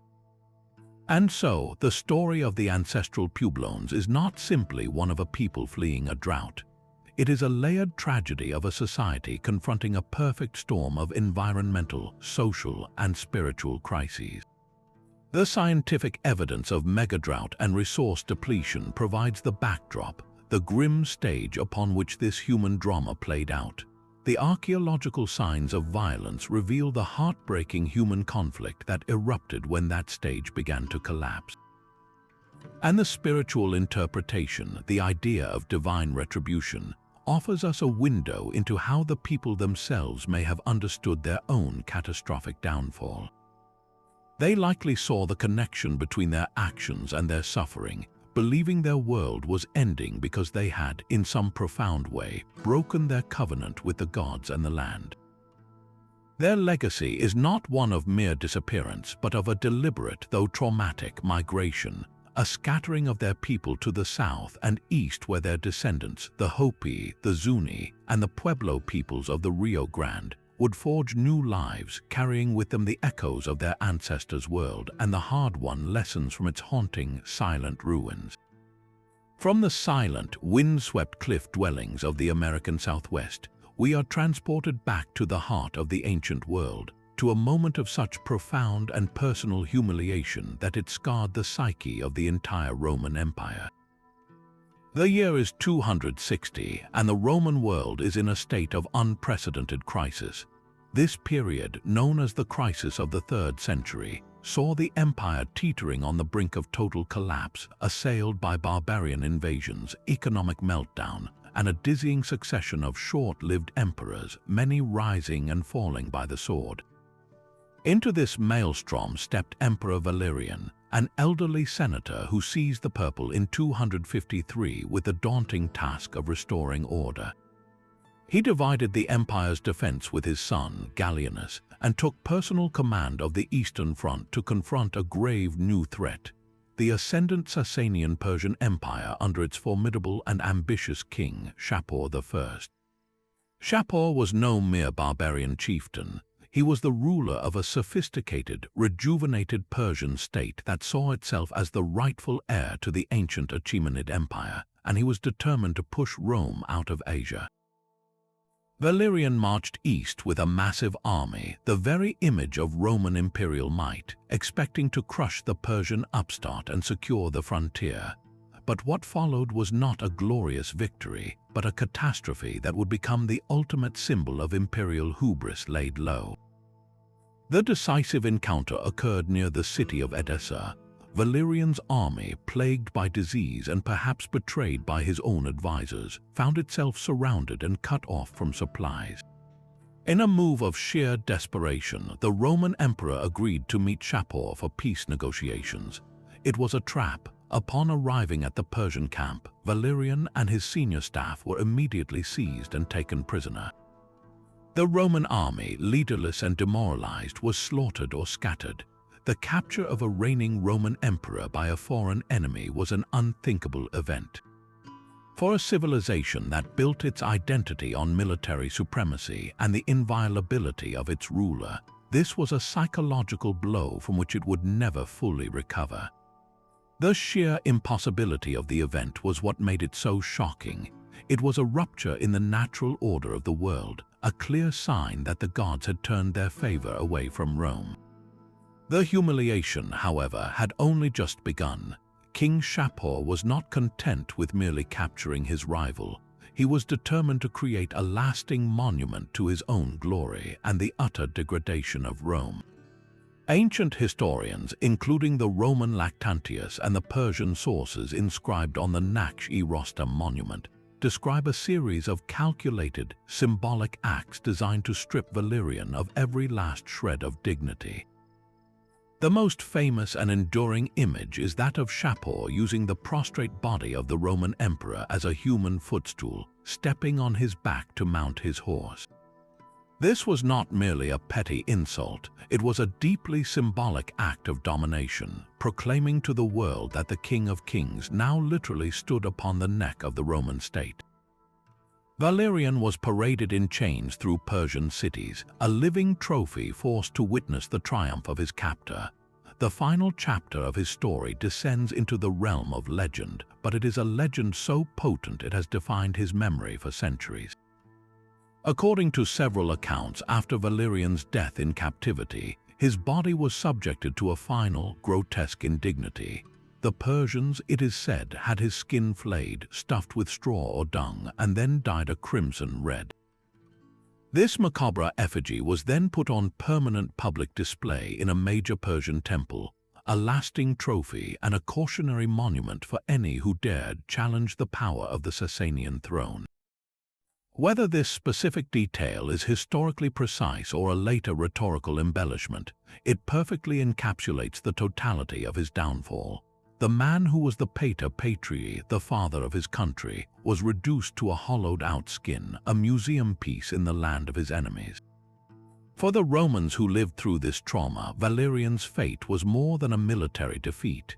It was a clear case of divine retribution, a sign that the Pax Deorum had been shattered. The gods had abandoned Rome, and Valerian was the conduit of their wrath. His failure was not just one of strategy, but of piety. He had proven himself unworthy of the divine mandate to rule, and his capture was the visible proof of that judgment. His name became synonymous with shame and misfortune, a cautionary tale for future emperors about the consequences of failure on such a grand scale. Yet, for another growing community within the empire, Valerian's horrifying end was not just a punishment for incompetence, but a very specific and satisfying divine judgment for his crimes. Emperor Valerian had been a vigorous persecutor of Christians. Early in his reign, he had issued edicts that sought to systematically dismantle the church's leadership and wealth. Christian senators and equestrians were stripped of their status and property, and if they refused to recant their faith, they could be executed. Members of the clergy were ordered to perform sacrifices to the Roman gods, and gatherings for Christian worship were forbidden. The Bishop of Carthage, Saint Cyprian, was famously martyred under Valerian's decree, beheaded after refusing to renounce his faith. To the Christian community, which saw its martyrs as saints and its persecutors as agents of Satan, Valerian's capture and humiliation were a dramatic and undeniable act of God's justice. The apologist Lactantius, writing a few decades later, gleefully framed Shapur as an unwitting instrument of the Christian God, punishing the emperor who had dared to raise his hand against the faithful. The man who had sought to force Christians to bow before Roman idols ended his life being forced to bow before a Persian king. The symmetry was perfect, a clear example of the biblical principle that those who live by the sword shall die by it, and that those who humiliate the faithful will themselves be humiliated on a world historic stage. The story of Valerian thus stands as a unique nexus in history, a single event interpreted through two powerful, parallel lenses of divine retribution. For the pagan Roman, it was the fall of a failed ruler who lost the favor of the gods. For the Christian, it was the fall of a tyrant who persecuted the one true God. His stuffed and displayed skin became the ultimate symbol of this dual judgment, a grisly warning about the fate that awaits pride when it challenges a power greater than itself. Now, let us set sail from the ancient world to the dawn of the modern age, to an expedition that perfectly encapsulates the 18th century Enlightenment, a grand fusion of scientific ambition, imperial rivalry, and human curiosity, which ended in a silence so profound it would haunt a nation on the brink of chaos. In 1785, France, still stinging from its territorial losses in the 7 Years' War and humiliated by the British victories in the American Revolution, sought to reclaim its glory not just through military might but through the power of knowledge. King Louis XVI himself, a monarch known more for his interest in locks and geography than statecraft, became the personal patron of one of the most ambitious scientific voyages ever conceived. He chose for its leader the seasoned and respected naval officer Jean-François de Galaup, Comte de La Pérouse. La Pérouse was a celebrated veteran of naval campaigns against Britain, known for his humanity and intellect. His mission was nothing less than a 4-year circumnavigation of the globe, intended to rival and even surpass the famed journeys of Captain James Cook. The goals were encyclopedic: to map uncharted coastlines, study the peoples and natural history of the Pacific, scout opportunities for new French colonies, and not least to search for the fabled Northwest Passage. It was a quest for glory measured in sextant readings and botanical specimens. 2 specially outfitted ships, the Astrolabe and the Boussole, were packed with the era's finest scientific equipment and a crew of the brightest minds France had to offer: astronomers, botanists, geologists, and physicians. When the ships sailed from Brest in August 1785, cheered by massive crowds, they carried with them the entire intellectual pride of the French Enlightenment. The king himself had reportedly given La Pérouse his final instructions, underscoring the mission's noble purpose with a poignant command: to treat the indigenous peoples they encountered with respect and humanity. For the next 3 years, the expedition fulfilled its promise with spectacular success. La Pérouse meticulously charted the coasts of Alaska and California, sending back detailed reports and crates of scientific specimens from stops in Chile, Hawaii, and Macau. His journals, dispatched overland from various ports, revealed a mind of immense clarity and compassion, critically observing everything from the Spanish missions in California to the fur trade in Siberia. He was the enlightened explorer par excellence. Then, in March of 1788, after a final resupply stop at Botany Bay in the new British colony of Australia, the two ships and their 225 men sailed into the vastness of the Pacific. They were never seen again by Europeans. The silence that followed was as deep and impenetrable as the ocean itself. For years, France waited for news that never came. The mystery was absolute. Had they foundered in a storm, been wrecked on an uncharted reef, succumbed to disease, or had they met a more hostile end? In an age without radio or satellite communication, the disappearance was a void into which all manner of fears and speculation rushed. This catastrophic vanishing act occurred at the most politically fraught moment imaginable. The final confirmed letter from La Pérouse was sent from Botany Bay in early 1788. By the time King Louis XVI, from his prison cell during the Revolution, famously asked at his morning briefing, "Is there any news of La Pérouse?" The world he had ruled was already crumbling around him. The connection was irresistible to many contemporaries. The grand, expensive expedition, sponsored by a king notorious for his lavish court at Versailles, had vanished just as his regime was collapsing. To the revolutionary mindset, which saw the old order as corrupt and doomed, the fate of La Pérouse was read as a powerful omen. It was as if the entire ancient regime, with its enlightened ambitions and its global pretensions, had sailed into a Pacific storm and simply ceased to exist. The disaster was interpreted not just as a maritime tragedy, but as a form of divine or cosmic retribution against a decaying monarchy, a sign that its time was over and its grand projects were as insubstantial as a ship lost at sea. The mystery would remain unsolved for decades, a lingering ghost story from a vanished world. It wasn't until 1826 that a chance clue finally broke the silence. An Irish sea captain, Peter Dillon, trading in the South Pacific, noticed that natives on the island of Tutankhamun were in possession of European artifacts, including a silver sword guard bearing the initials of La Pérouse himself. Through diligent inquiry, he pieced together the trail to a remote volcanic island the islanders called Vanikoro, part of the Santa Cruz archipelago. The stories he gathered from elderly islanders, passed down through 2 generations, told a heartbreaking tale. 2 large ships, they said, had been wrecked on the island's treacherous surrounding reefs during a great storm. One ship had broken up immediately, its crew lost. The other had struck the reef but remained partially intact long enough for the survivors to salvage supplies and build a small 2-masted vessel from its wreckage. For months, perhaps even a year, the French sailors lived on the island, building a stockade and the small boat. Eventually, a group of them set sail in their makeshift craft, waving farewell to those who stayed behind, and vanished into the horizon, never to be seen again. The remaining men, their numbers dwindling, apparently met their end through conflict with the islanders or disease. Dillon's discovery was confirmed a few years later by the French explorer Jules Dumont d'Urville, who located the wreck site and recovered anchors and cannon from the reef, offering a tragic, tangible end to the decades-long mystery.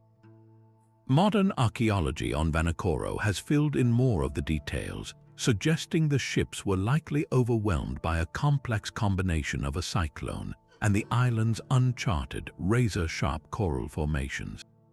The story of La Pérouse thus stands as a profoundly layered tragedy. On one level, it is the story of an enlightened dream swallowed by the raw, unforgiving power of nature. On another, it is a poignant political symbol, a mission representing the very best of a king's ambitions that disappeared at the precise moment his reign was being judged and overthrown. The expedition's fate became a powerful narrative of cosmic irony, where the quest for ultimate knowledge met the ultimate unknown, and where the grandeur of the old France was lost forever, not in a blaze of revolutionary glory, but in the silent, crushing depths of a remote and lonely sea. But perhaps no object in history better embodies this idea of beauty intertwined with a curse than the Hope Diamond, a stone of such mesmerizing deep blue brilliance that it seems to hold a shard of the midnight sky within its facets. Its legend is a tapestry woven from equal parts verifiable history and sensational folklore, a chronicle that insists this magnificent gem carries a heavy price for any who would claim it as their own. The diamond's journey into the realm of myth begins, as so many curses do, with an act of sacrilege. The story goes that in the 17th century, a French merchant and traveler named Jean-Baptiste Tavernier acquired a massive 115-carat blue diamond from the Kolar mine in Golconda, India. According to the lore that would later crystallize around it, this was no ordinary stone. It had been pried from the forehead, or in some versions, the eye of a sacred statue of the Hindu goddess Sita.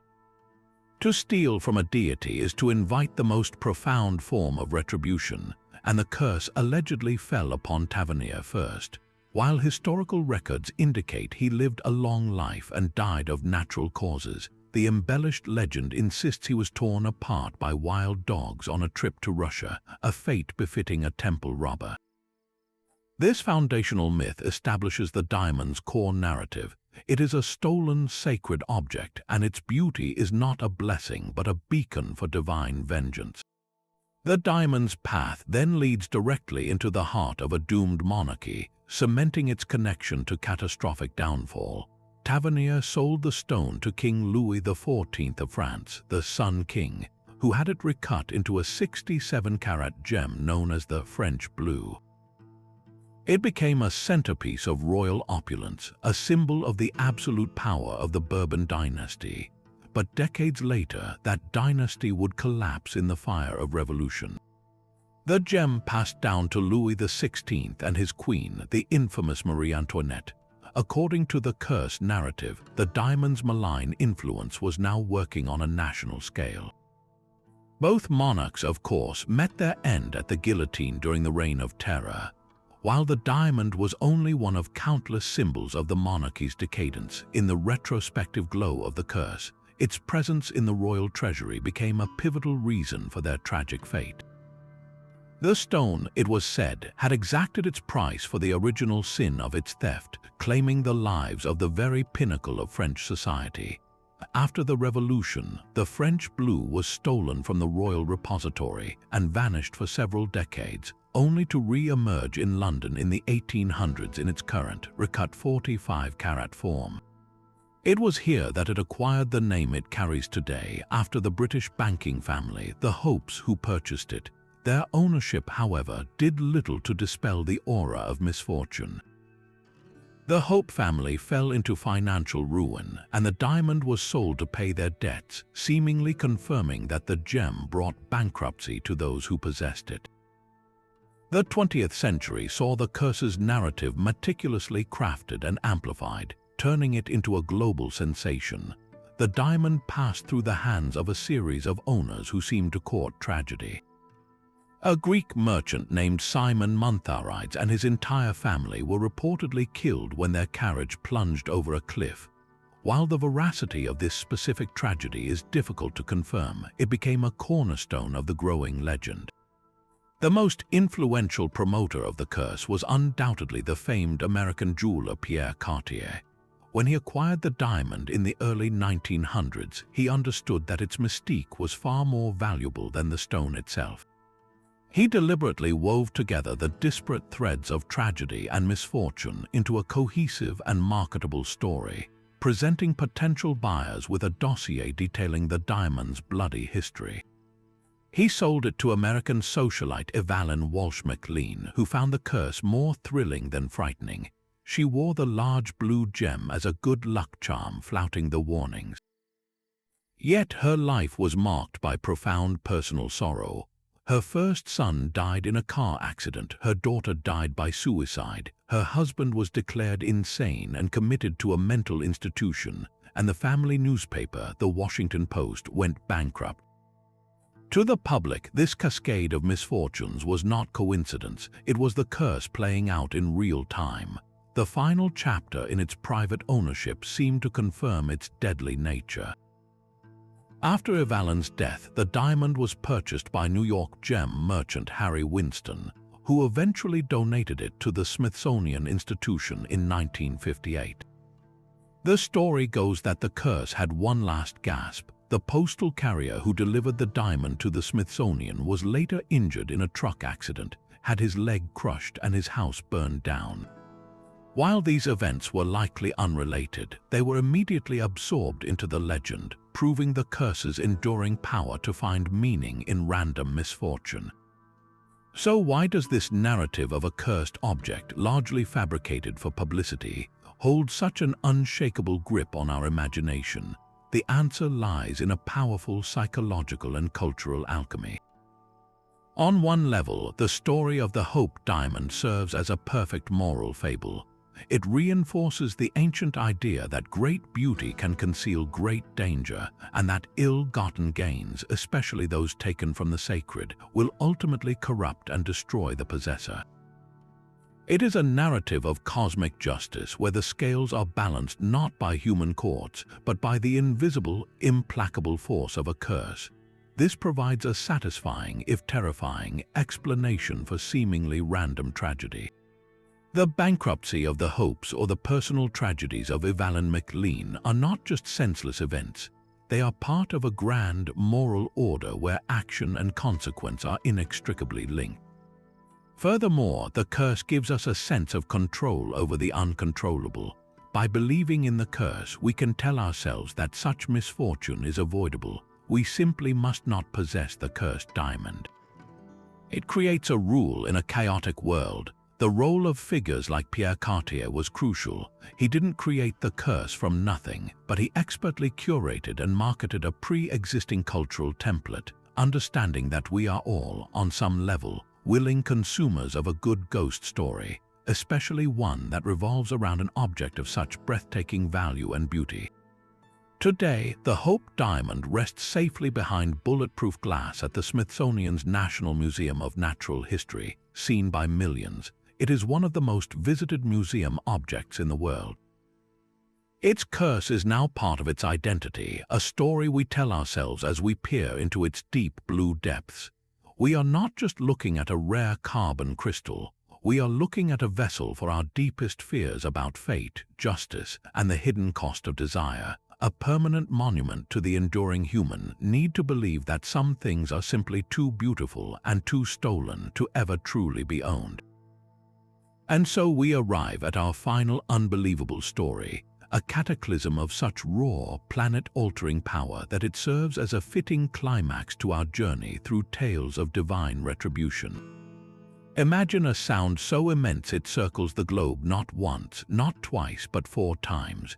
A sound so loud it was clearly heard nearly 3,000 miles away, rupturing the eardrums of sailors 40 miles from its source.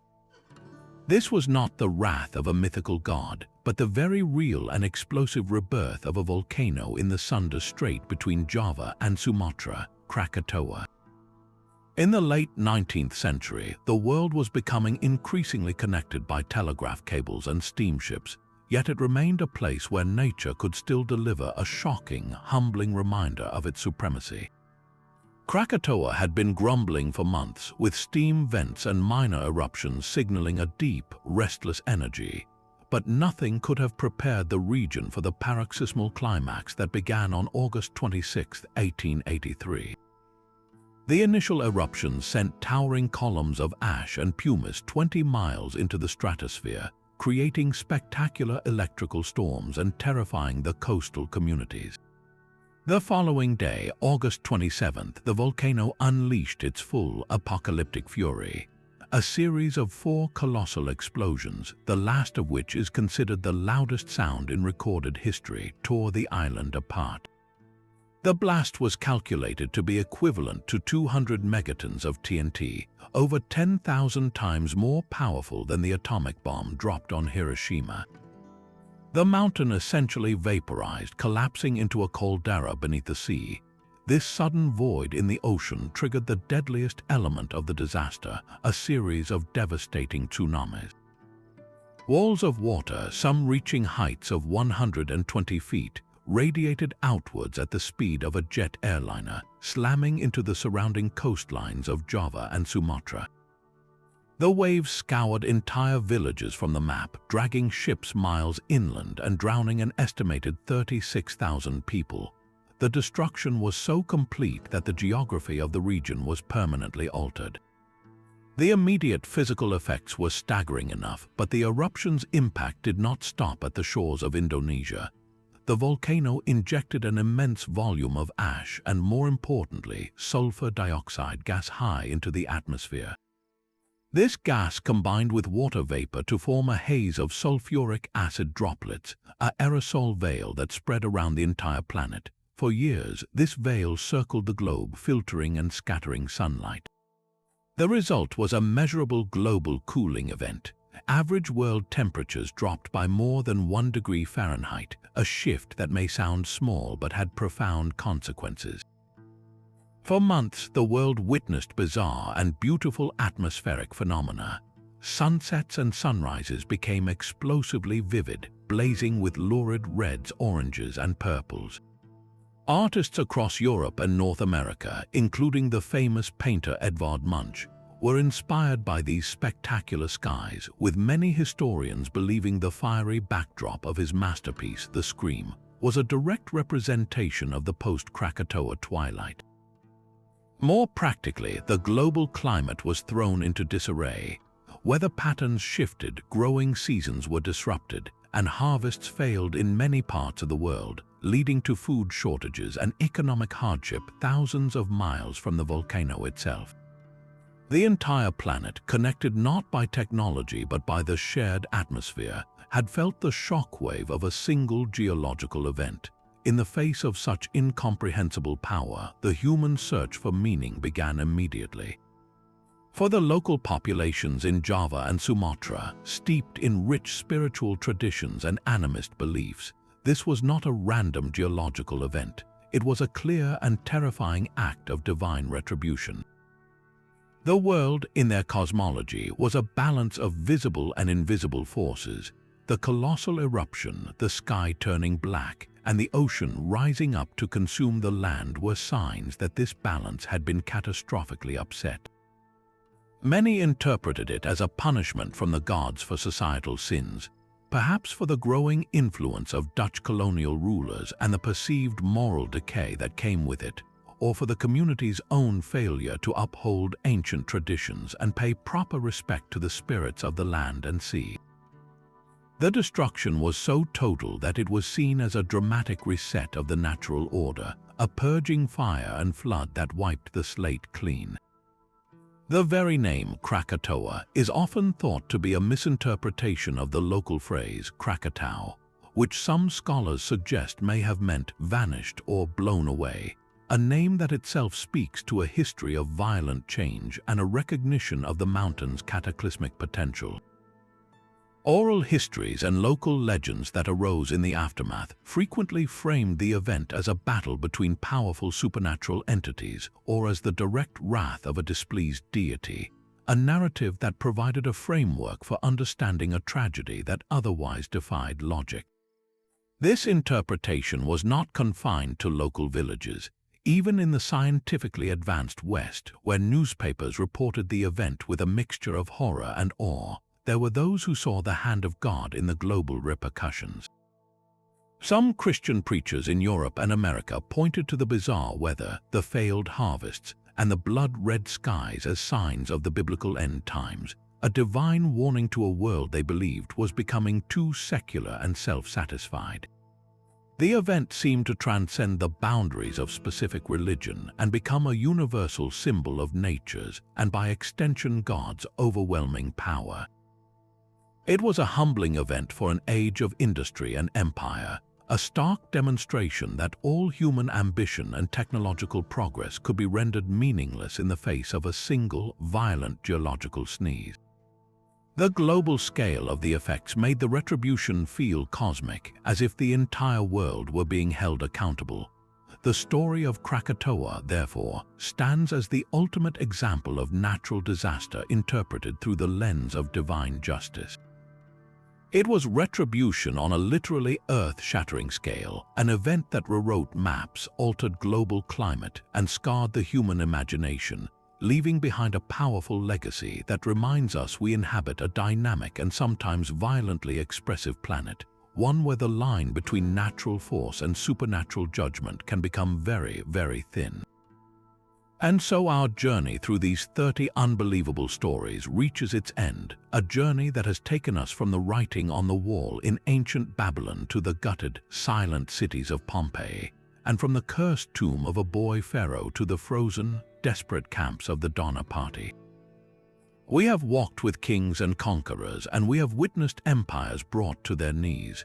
We have seen pride humbled by plague, hubris drowned by the sea, and tyranny answered by the sword.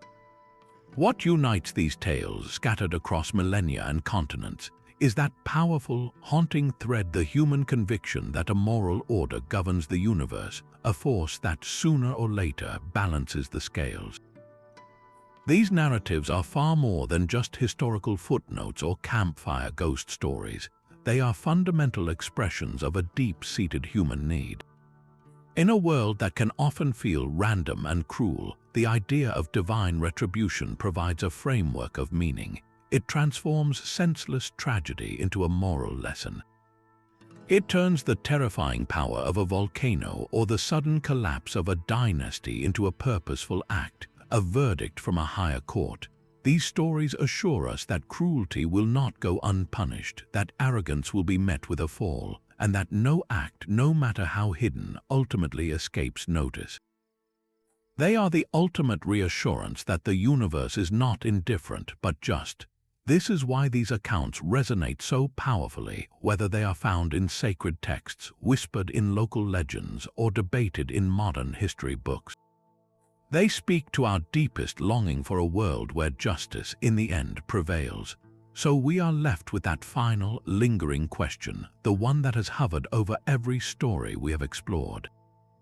When we look at the eerie precision of Belshazzar's feast ending the very night the prophecy was made, or the storm that shattered the invincible armada, or the specific misfortunes that befell those connected to Tutankhamun's tomb, are we seeing a pattern of astonishing coincidences, a chain of cause and effect that we simply don't yet fully understand?